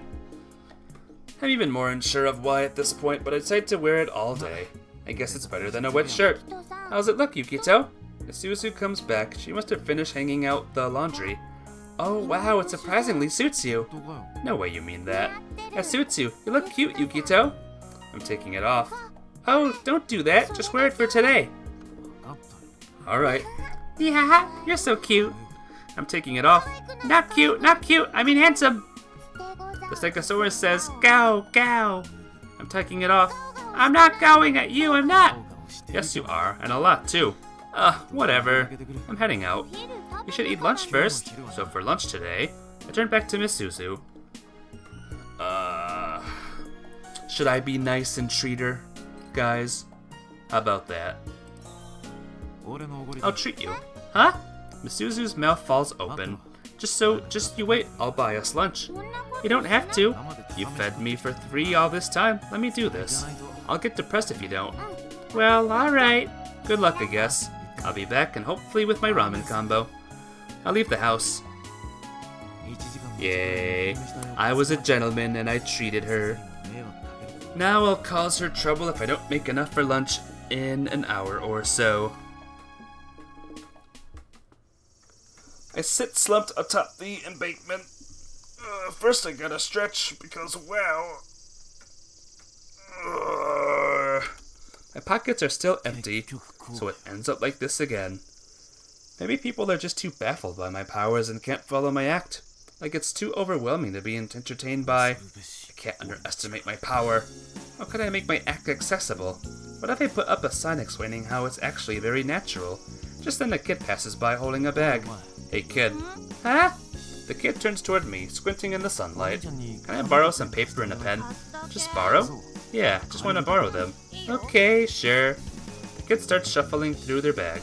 So what sort of explanation would make the doll seem natural? Perfect companion for tea time, alien life form, solar powered. Maybe tea time. Since only girls have appeared so far. The perfect companion for tea time. Do you have any tape, too, to hang these up? I have glue. Okay, that's perfect. I stick the paper to the doll with the glue. Thanks. I return the glue and the pen, and the kid hurries off. Must be out to meet some friends to do their summer work. Watch the kid go. Yukito. Isuzu is standing in front of me. She's not far away this time. She's right in front of me.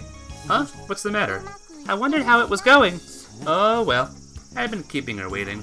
Sorry, go on and eat without me. Oh, is it going badly? Yeah, maybe dinner time before I can buy us anything. Then come back home and eat lunch. No, I want to make enough to buy it myself. Then can I come with you? Don't be dumb. You don't know how long it'll be if you wait for me. That's okay. I don't have anything to do today anyway. That's not the issue. She doesn't listen and climbs up the embankment to sit beside me.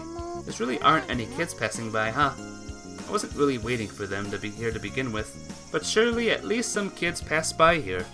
I stay on the embankment for a while to wait for a potential audience to pass by. I have this dream. Huh? Did you say something? The sound of the wind muffling her voice. I couldn't hear clearly. I have this dream. Well, yeah, we all have dreams, even me. It's a weird dream. This topic bores me. Nothing is more dull than talking about other people's dreams. It's a dream of the sky.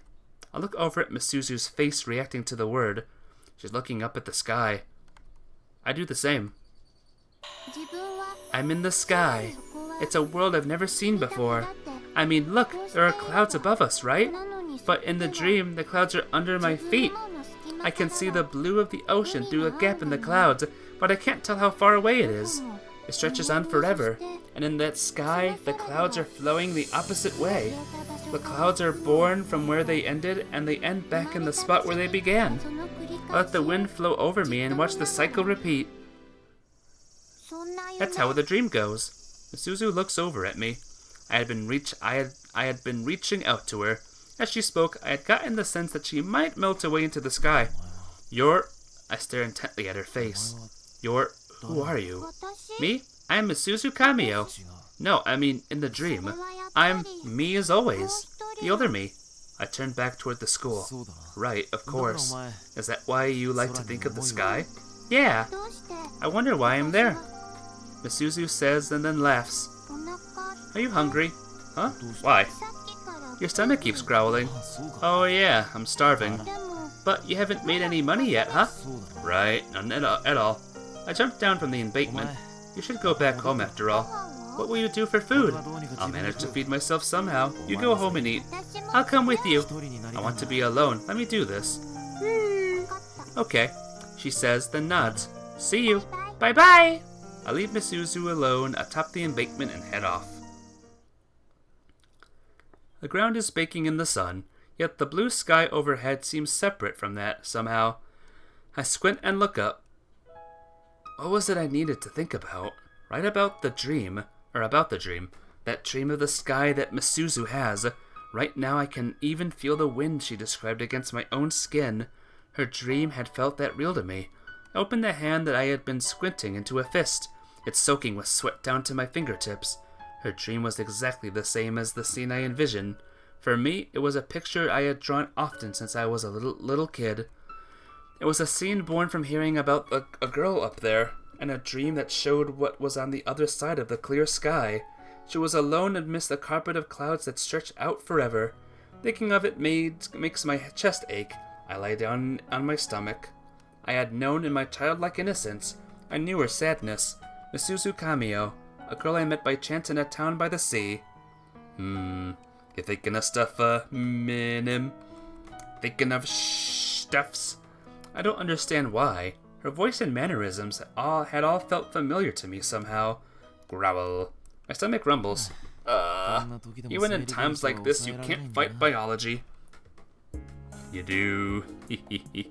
I turn my focus back to reality. All else aside, I have to make money for now. If I don't, I'll end up passing out somewhere. I decide to go somewhere else to start with.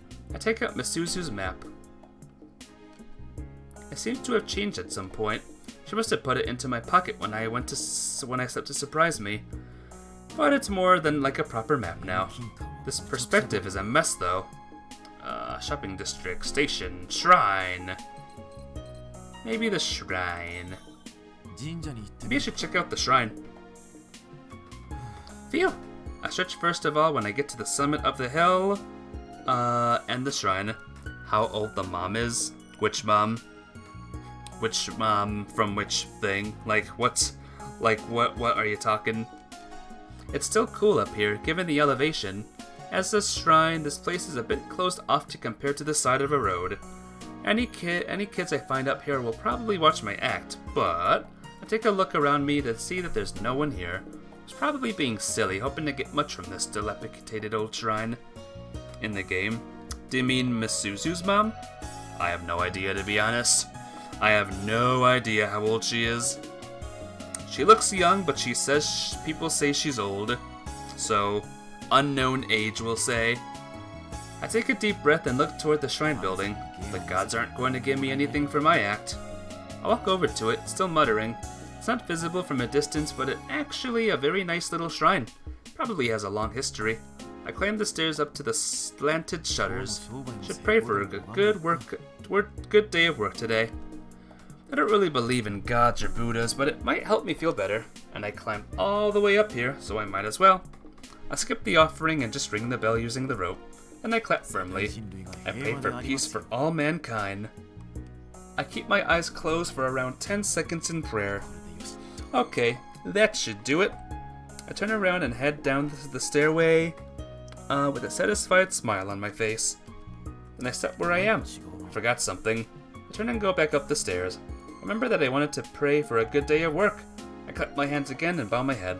How should I pray? Please let me finally make money today. Let's too focus on how I normally can't make money. Won't have it. Please let me make money today. That's not very different from the last one. Alright, need to really shine here. Please let me make loads and loads of money today as usual. Having sufficiently talked myself up, I smile and turn away from the shrine. I put my hands in my pockets and leave in a jaunty mood. It's all pointless. Nah, I stop suddenly as I descend the hill. The area is thick with trees and shrubs. Sunlight slips through the branches. I can see the town and gaps between the trunks from time to time. This really is just a tiny countryside town. The shopping district must be around here, and that must be the school's athletics field. That the Masuzu's house must be around there. I walk my gaze across the town laterally as I hunt for places I know. There's the town, and by it the sea shining with the sunlight. The water twinkles with reflected light. I squint from the brightness but keep staring in that direction. Then the motion of the waves reflects the sunlight. I just keep staring, not tiring of the view. In the end, I find myself in the same shopping district as usual. I appear around the area. I guess this spot will do. There's some light foot traffic. I take out the doll and make it start walking. Some people speed up just to walk past me. So even here there's no chance. It's not like the location is wrong, but... Ha ha ha ha! Hear a laugh behind me. I look back and see several housewives laughing. I don't see a single kid. Something seems odd here. I never imagined housewives would like my act. Am I actually a lady killer? Not a chance. I scratch my cheek. I'm a bit nervous with this many eyes on me. As I do, the laughter behind me grows louder. Huh? I look back and see several passersby snickering. I'm getting a bad feeling about this. Reach for my back and feel around. Nah. I make contact with something. I peel it off. It's a slip of paper. I stop and read it. The perfect companion for tea time. Arr, what does that make me? And it also wouldn't make sense if I stuck it on the doll either. It's the paper I stuck into the doll this morning. It probably got stuck to me either when I put it in my pocket or when I took it out. Now I'm depressed. Fine, I'm going home. Reach down to pick up the doll. Oh, are you wrapping up for the day? Hear a voice. Huh? I look up and see a man in a suit. Oh my gosh, guys, it's a dude. It's all been all girls, but now there's a guy. I'm not really the perfect companion for tea time. I know that. I was more interested in that doll you have. A customer. Does it look like it's on strings? How's it moving? It's the perfect companion for tea time. Haha, that makes no sense. Hey, can you move it again for me? Sure. Tip tap, tip tap. The man waves a hand above the doll and tries circling around me. You have a hand in your pocket. Does it need to be there for the show? Nope. I put my hand free and open it for him to see, and the doll just keeps moving. That's amazing. He's genuinely impressed. Maybe he's a scholar who researches unknown powers. If he is, I guess I'm finished if he catches me. I'll be locked in some cramped cell and used for experiments. Hey, waff. I spring away. Huh? What's wrong? Nothing really. I just think your trick is neat. Oh, it's not all that special. I bet kids aren't into it at all though, huh? No matter how neat your act is, kids won't care unless it's fun.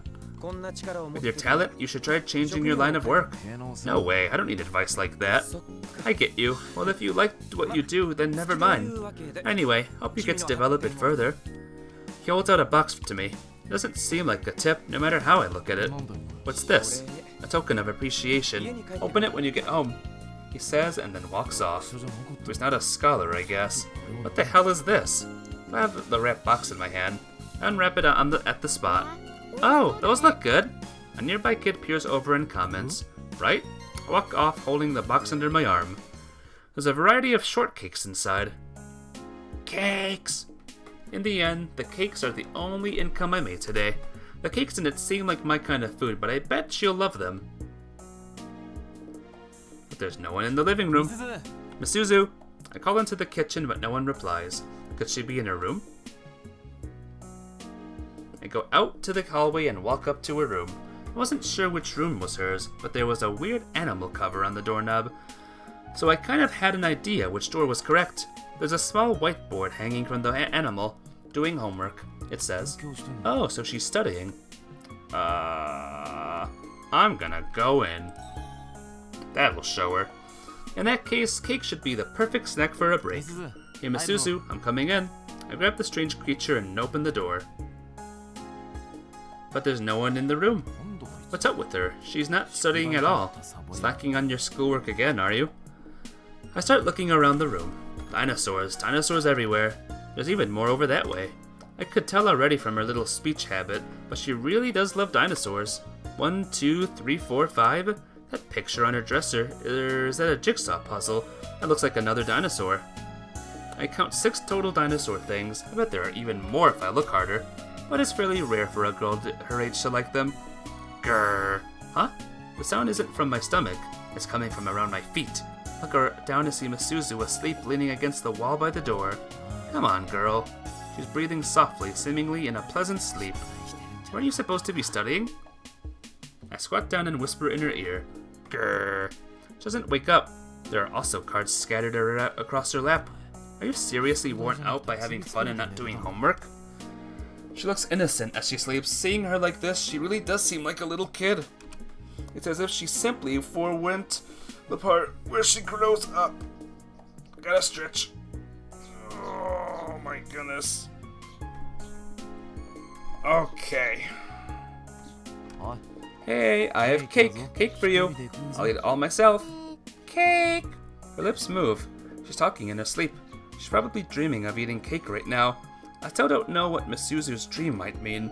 I'll ask when she was dreaming about when she wakes up. Oh! She opens her eyes. Oh, Yukito, good morning. It's not morning. Plus you wrote that you were doing homework, but it looks like you were playing around. I was doing homework, then I got sleepy. So I tried to play cards to stay awake, but that put me to sleep. Well, it sounds like you tried. And then I had another dream. It was a sky dream, so I feel like I wasted that one. Sure, surely real cake is better than dream sky. I put the box of cakes on Misuzu's lap. Get ready. Cake! This is so good! Misuzu is visibly happy as she eats some of the cakes. Man, though, you really like dinosaurs, huh? Yeah, I love them. They're kind of grotesque, I think. No, they're not. They're cute. There are loads of cuter animals, though, like pandas and polar bears. Dinosaurs appeal to me in ways pandas and polar bears don't. How so? They feel sentimental. Simmering lentils? Those are good. No, sentimental. Sentimental. Sentimental? Yeah, sentimental. Like dinosaurs were around for a really long time, but then they went extinct and they're long gone now. They ran their full course. It's kind of bittersweet to think of, and it makes me sentimental. I guess that would get you, yeah. Your eyes have that look like you're making fun of me. Well, how many species do you think have gone extinct in our world? That's all it takes, then you must be really emotional all the time for them. The point is, you think anything's cute as long as it has eyes and a mouth. That's not really true, though. I think some things are really ugly. Like what? Well, there's the important-looking people on TV. Okay then, I'll add a condition. Anything with eyes and a mouth that isn't smart. Hey, that's mean. Well, that's the simplistic way of thinking you live by. That's not true at all, though. Misuzu starts on a second cake. I eat one, and then press my hands to my temples. They're too sweet. It just gives me a headache. It was delicious, thanks. Really like those. So now, it's Sunday. Time to clean. After finishing a second cake, she starts to clean up the coffee table. Did you do your homework? Well, summer vacation's not over yet, and I don't want to sleep in a dusty house. Oh, sure, but... She springs into motion. I spend a while zoned out in the living room without doing much. Misuzu comes back. She's holding a duster.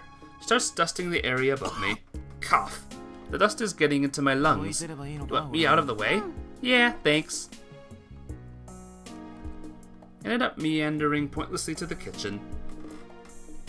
What's a thing I can do? Now it's time for the Kunisaki family's Hojutsu Yakisoba recipe. All the mothers at home, get your notebooks out. What's different about Hojutsu Yakisoba is that we use Hojutsu to cook it. Ta-da! As if. This feels awkward. A man shouldn't just stand around in the kitchen of all places. End up heading outside. She's good at housework, if nothing else. I guess that's to be expected with the moms she's got. She'll probably vacuum too. I probably shouldn't come back for a while. I leave. I'm getting used to walking these streets. I might not even need Misuzu's map anymore. But it's so hot. Maybe it's because it hasn't rained for a while. There's a housewife spraying water on the scorching street. Wish she'd spray some water on me too. Sploosh. She got my legs. Oh, I'm sorry. I'm annoyed when it actually happens. Hey, Marshall! Breathe air. I'll try to. You know what I should do is drink water, actually. Then I'll breathe some air, eh?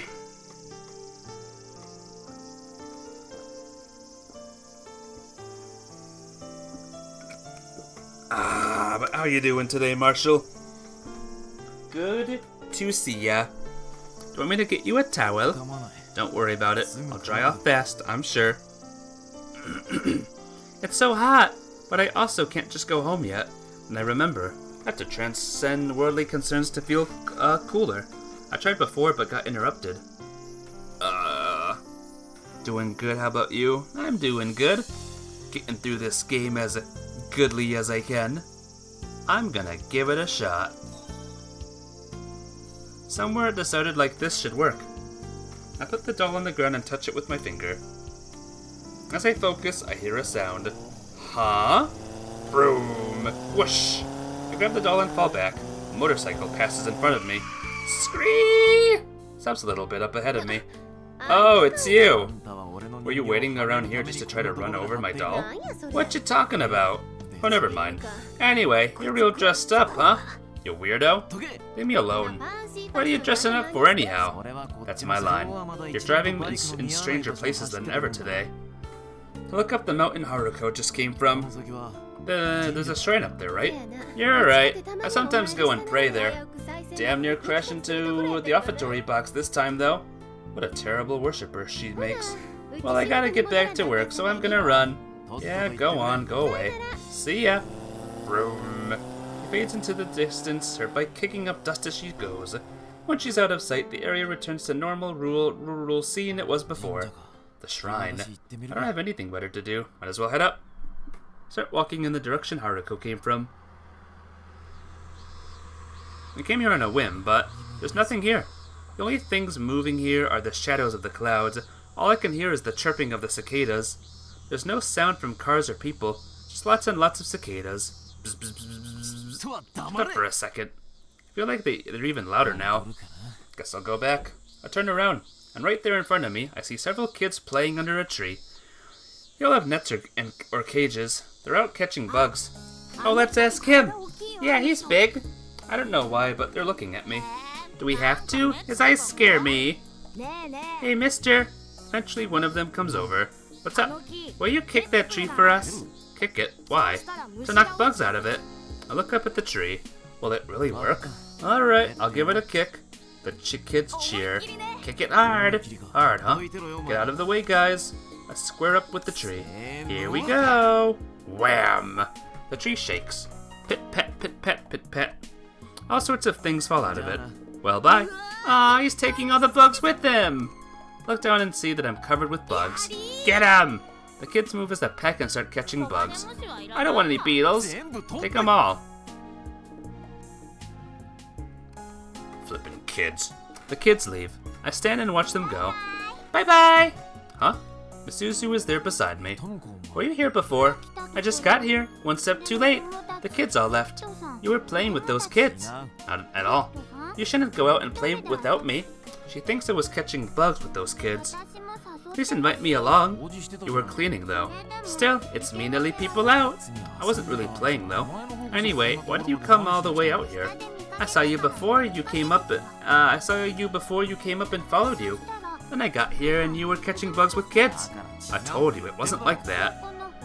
These beetles prove you're lying. She plucks a bug from my back. It buzzes and flies off from Misuzu's hand. You're funny, Yukito. How so? You're all cool and silent, but you do childish and weird things too. It's fairly shocking to hear it put that way. Seriously? Yeah, seriously. And today you're a Stegosaurus. Gow gow. It's not like I'm a gow gowing because I want to. But what makes you fun, Yukito? I like it. Even if you hate me for it, I'll stay cool from now on. Start wandering down the hill. Where are you going? Whichever way the wind blows. I give her a cool answer. Later. Wait up! Misuzu runs up and grabs my arm. What? I came all this way. Let's hang out more. We could play hide and seek. Huh? Hide and seek. Get some kids together in town if you want to play a game like that. I want to play with you though, Yukito. How old are we? It doesn't matter. Just said I was going to stay cool from now on. Let's hang out. Even if I'm willing to hang out, I don't want to play inside and seek. We'd end up searching until nightfall if someone hides really well. How about a race instead? I'll do that. That should be over fast. Okay, sure. How far do we run for? How about from here to the summit? Okay then. 1, 2, 3. Start running. I'll lose sight of Misuzu shortly. Wow. Misuzu was so slow I couldn't even take it easy on her if I wanted to. I probably could have won that walking. She's that slow. This is a dumb thing to do in this heat. Sweating rivulets down my cheeks, I stopped to wait for Misuzu. She's taking too long. I got a bad feeling about this.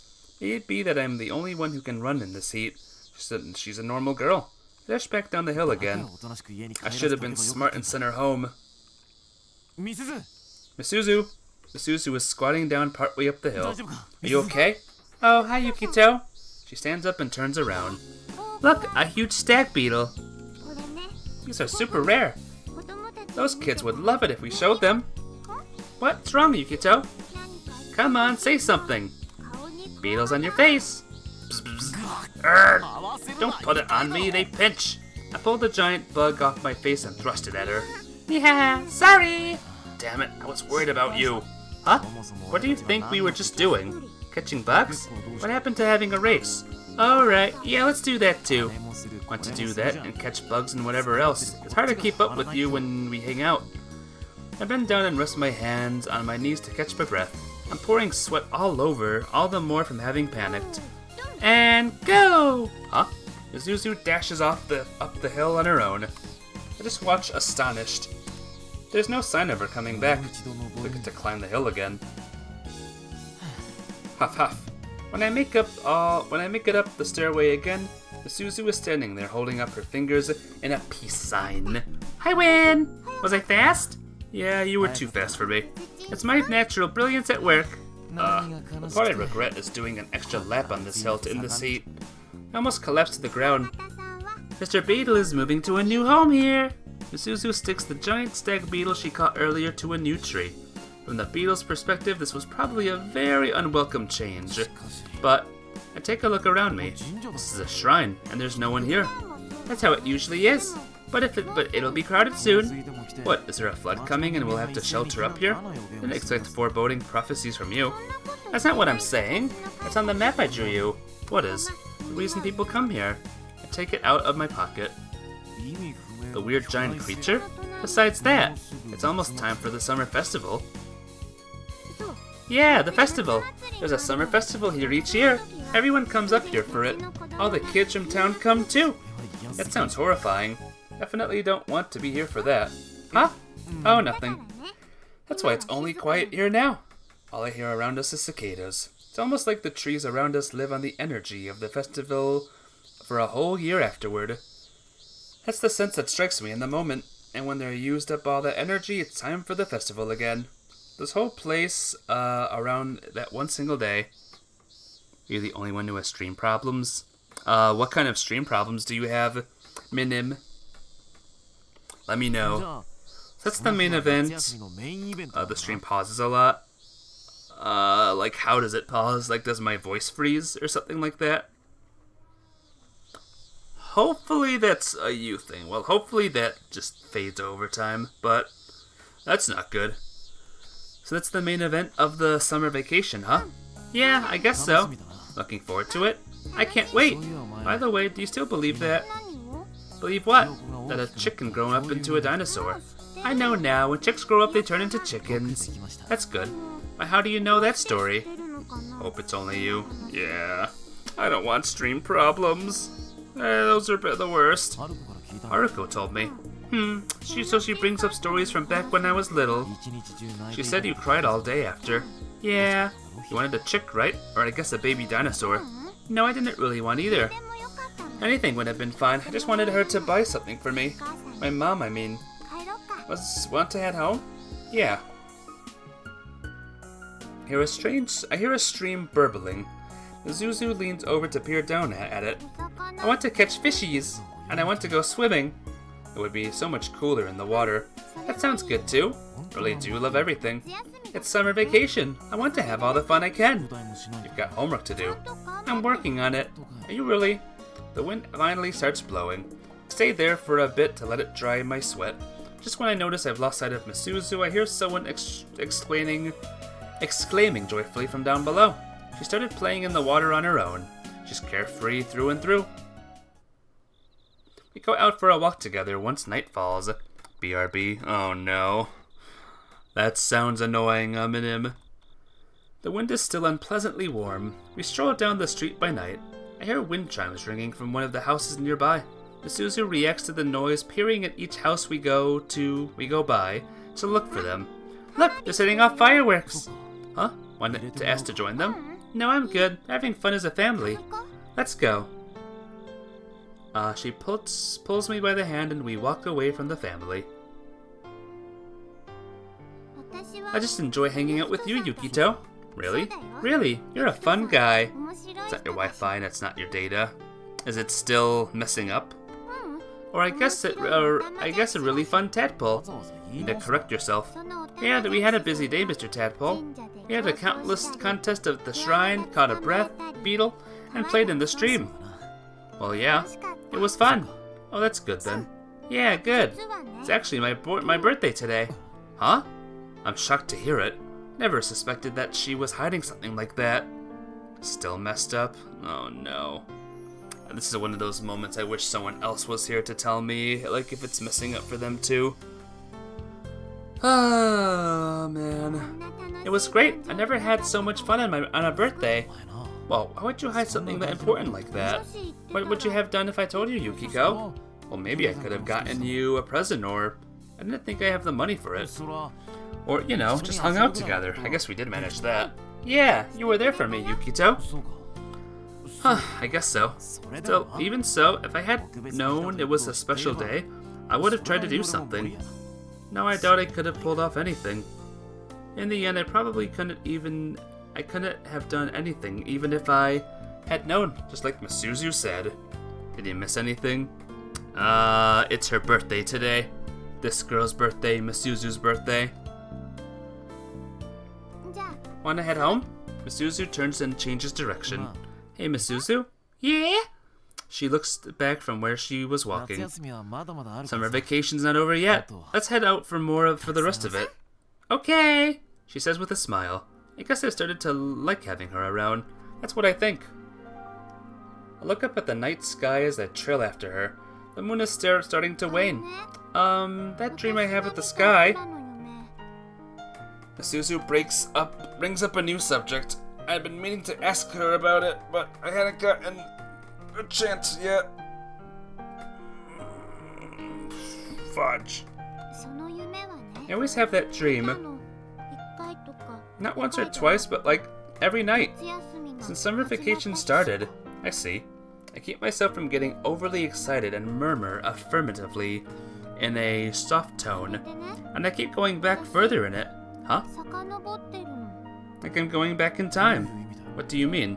It's hard to explain, but I can just tell. 空が変わるのか。 Is the sky changing it? うん。 No, not the sky. It's always the same. 風の匂いとか、肌 The 触 smell り of the wind and the way it feels in my skin. 空気の流 The れ flow of the air and the changing seasons. I can tell I'm going further back in time. What does that mean? I never heard of anyone having dreams like that. Right? I haven't either. Hey, Yukito, where do you think my dreams are going to go from here?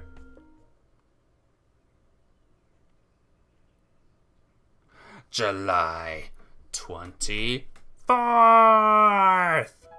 もしかし I た wonder ら if I used to be able to fly. ずっと And I have always been in the sky. Misuzu says as we walk our usual route to her school.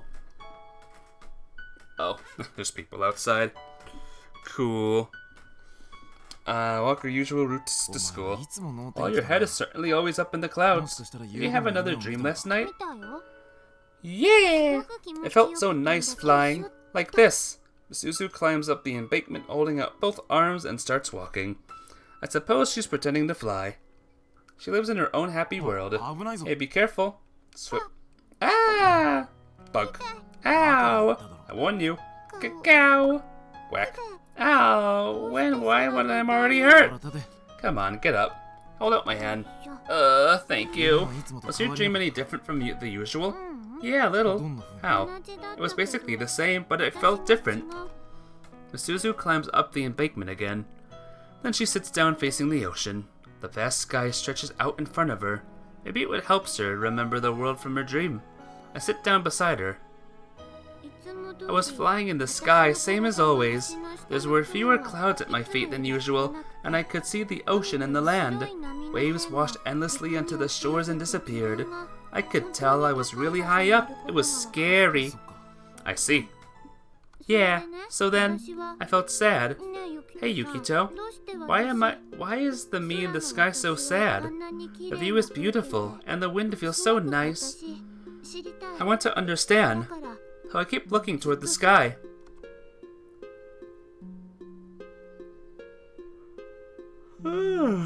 The sadness of being a prisoner of the sky, that aligns with the girl I envisioned too, a girl buffeted by winds high up in the sky. I had drawn her with an angelic grace, with pale arms and legs and a pair of wings, yet the scene was sad, all the more so if she had feelings like a normal person.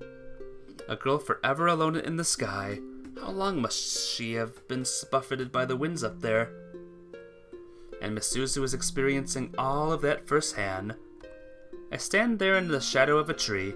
The buzzing of the cicadas fills the silence between us. We've fallen silent for quite some time now. Misuzu, I break the silence first. 夢だろ。 It's just a dream. It has nothing to do with お you. 前はいつも Go のよう back に to 笑って smiling like you always do. お前が笑ってない When you're not smiling? Yeah? I don't know why, but the thought made me feel と sad. にかく笑ってろ。 Anyway, smile. Yeah! V! She laughs a little. ジュースでも飲め Want to ば get something to drink? You've Mm, gotta be come on. thirsty. No, I'm fine, she says, standing up. じゃあ I'm gonna go to school now. Okay, Yeah, I'll fall Marissa. asleep. Yeah! Wait for me here later. We can have lunch together. Sure. She dashes off. I climb up on the embankment to think for a while. I cross my legs and turn my sweaty back to the sea. Then I look up at the sky, and somewhere across the sky there's a girl with wings. There's always been. There's smile even now. Up in the atmosphere she continues to spread her wings. The words my mother spoke to me when I was young. She repeated them over and over, almost like a lullaby. But that wasn't all they were. My mom had been trying to tell me something with them. I can't remember it no matter how hard I try. Why would I forget that? It was incredibly important, I'm sure of it. ねえゆきとさん Hey, Yukito? どうして私 Why is the me in the sky so sad? For a moment, Misuzu's eyes looked like she was asking for help. だって何 I も don't 知らないん understand だよ anything either, Misuzu. I don't get anything. Before I knew it, the sun is directly above me. The noon bell rings at the school. The students in the summer makeup classes stream out of the school and head home. Oh wait, but Miss Suzu doesn't appear. 先に帰ったの Did she already head home? She's not the type to blow off her promises. If anything, maybe she had something else come up. In the end, I wait for an hour before leaving the embankment. I open the front door. Suzu, are you here? I call out as I go into the hallway. And I think there's someone in the kitchen. おかえりなさい。 Welcome home! I just finished making lunch! Rather than making me mad, I was just anticlimactic. ゆきとさん You're covered in sweat, Yukito. Because I ran here. そんなに Wow, you really were hungry, huh? 待ち合わせ I した was の waiting for you. You said we'd walk home together. Oh! I'm sorry, I forgot. She says without much concern. That makes me feel great. お詫びに Well, I made lunch to make up for it. She says, holding a dish under my nose. I made 4 eggs for you. They came out perfectly. Looks and texture both. Eat up or it'll get cold. あ You're really pushing it a bit. But... Nee, haha! If she's alright, I don't have anything to complain about. I take the seat and pick up the chopsticks. After lunch, I hear Miss Suzu humming and washing dishes. She comes over once she finishes as usual. Hey Yukito, cards? あ Yeah. お前の持ってるの Oh sure, are cards you're holding. Let's play! は忙 I'm しい busy. You don't look busy at all. 考え事してる Thinking. Think as you play cards. In the end, I don't have much choice. Really am busy though. 私の I win! You lose again, 直 Yukito! さなくていい You have to rub it in. Want to go again? やる Sure. I'm being a sore loser. Phew! Our fierce contest comes to an end. I feel like I lost most of those hands. I'll go get some barley tea, she says, standing up. Do you want some, Yukito? Yeah. Hold on. She heads into the kitchen. I sit there looking at the scattered cards and a memory strikes me. Miss Suzu had thrown a tantrum 3 days ago when we played like this. She doesn't always do that. Remember when Haruko said, she always done that since she was little. She gets like that when she's close to making a new friend. Wonder why she hasn't gotten over it. I'm no expert, but I've heard about a girl like that. I'm sure of it. She was... Ah! I hear a voice from the kitchen. Look in and see Miss Suzu standing lost in thought with the refrigerator door open. Forgot to make the barley tea. ないなら水でいいぞ We're out. The water's fine. 私のおすす Then め water's は fine. I'd recommend 水だ water. So my recommendation is 水にして I'll くれ take a water. 100 A juice コ box. ップに入った Just get ただ some の water in a 水に cup, してくれ please. どうぞ You're no fun, Yukito. Rustle, rustle. Huh? We're out of my juice too. I'll have to go buy some. Right now? Won't have any for tonight if I don't go now. Will you come with me, ま Yukito? さかあそこ You の mean 自販機 to that vending machine? あのシリーズ I don't sell that type anywhere else. She's after the extra thick brand. Unsurprisingly. あんなもの好んで You 飲んで lose る friends if you keep drinking that kind of thing by choice. We're friends, though. I give in and we head to get out together. Walk slowly, leaving some distance between us. It's already evening.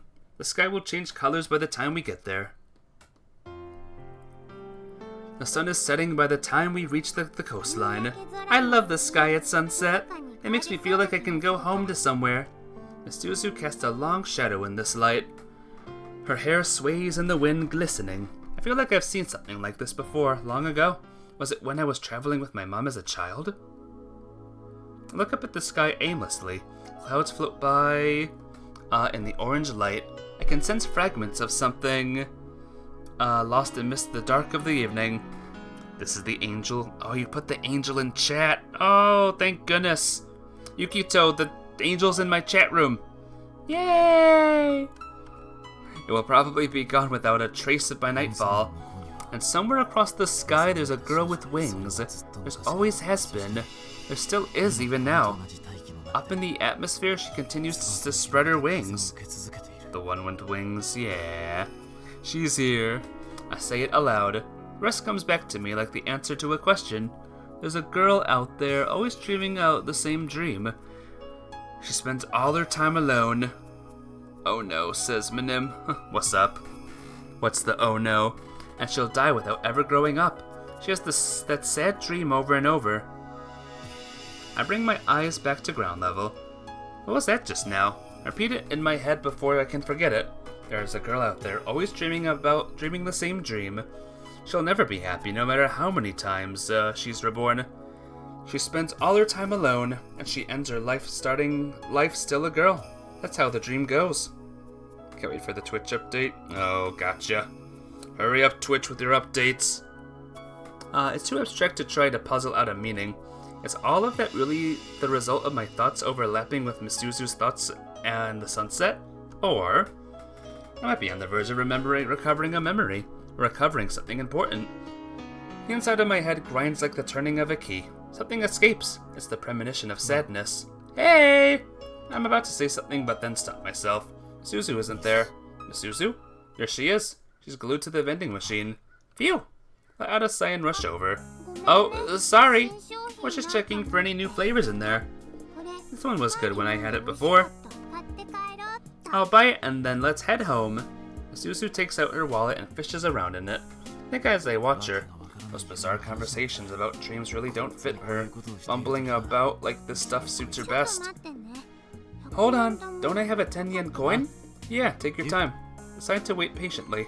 Misuzu groans and continues her search beside me. I'm zoned out in the front of the TV. I have to think about something. I have to focus and think in place of Misuzu, but that's not really in my skill set. Hey Yukito, cards? Misuzu walks up fresh from a shower. Cards! What, is that the only game you have? Yes, let's play cards! What do you think I'm doing right now? Nothing! I'm watching TV. This kind of conversation is routine for us now. What are you watching? I don't know. Honestly, don't. This young detective has been running around the whole show, though. I'm bored. Why shouldn't watch with me? I don't understand shows when I start in the middle. You should have been here at the start. I was still doing dishes. Oh, that sucks. So cards? Once this ends, it'll be late by then. Right. I'll get sleepy. We can play tomorrow. Yeah, that's true. It's finally quiet. The man on the TV is doing deductive reasoning. I have it. The culprit is... Click. The screen goes off. So who's the culprit? You. Who else would it be? You're right. Misuzu turned off the TV in the living room. Ah, that Misuzu. Such a troublemaker. I turn back toward Misuzu. Will you play cards now? Yeah. Yay! I take the cards out of the case and start shuffling. Crash! So how do you do this? Well, it's not easy, but it's fun once you learn how. That looks difficult. Thump, thump, thump, thump. Slam. I'm home! Welcome back. You're home early today. You almost made it in time to eat with us. Aww. She frowned as she looks at Misuzu.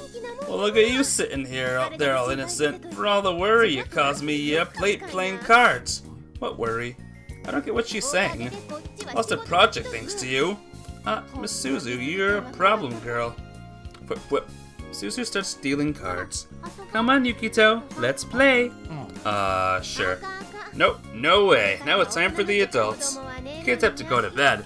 Yukito said he'd play with me until we got sleepy. Well, I didn't say I didn't say all of that, but I drink out here in the living room every night, right, freeloader? Haruko scooches over and moves her face close to mine. I'm pretty pissed today, so this could get real messy. I'm in a mood to get buck naked and wild. What do you say, you in? I'm extremely not in. What did you just say? She started squeezing my neck. You're choking me. Ah! The cards in the background are knocked over all in the commotion. Aw, fine, I'll go to bed. She picks up the cards one by one, then gets up. Good night! She proceeds out of the room. Phew! Stop breathing on me. You smell like booze. I'm awfully drunk. I can see that. I feel awful. Well, then get off me. Haruko still has a grip on my collar and her cheek pressed to my forehead. How old are you? You're about 20, right? Yeah, about.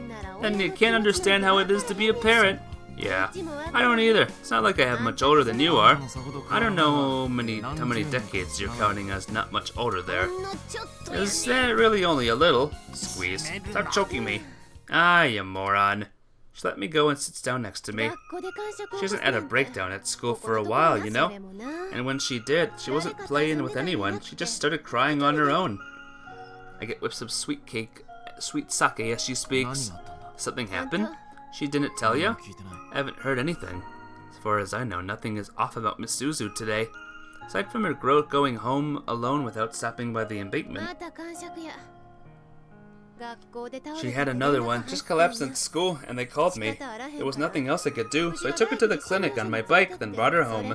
Then they went out again and had to come right back after. She caused a real fuss. I didn't know any of that. What? Why are you looking down over it? Didn't you ask me to keep an eye on her? Keeping an eye on Misuzu was the condition for me staying here.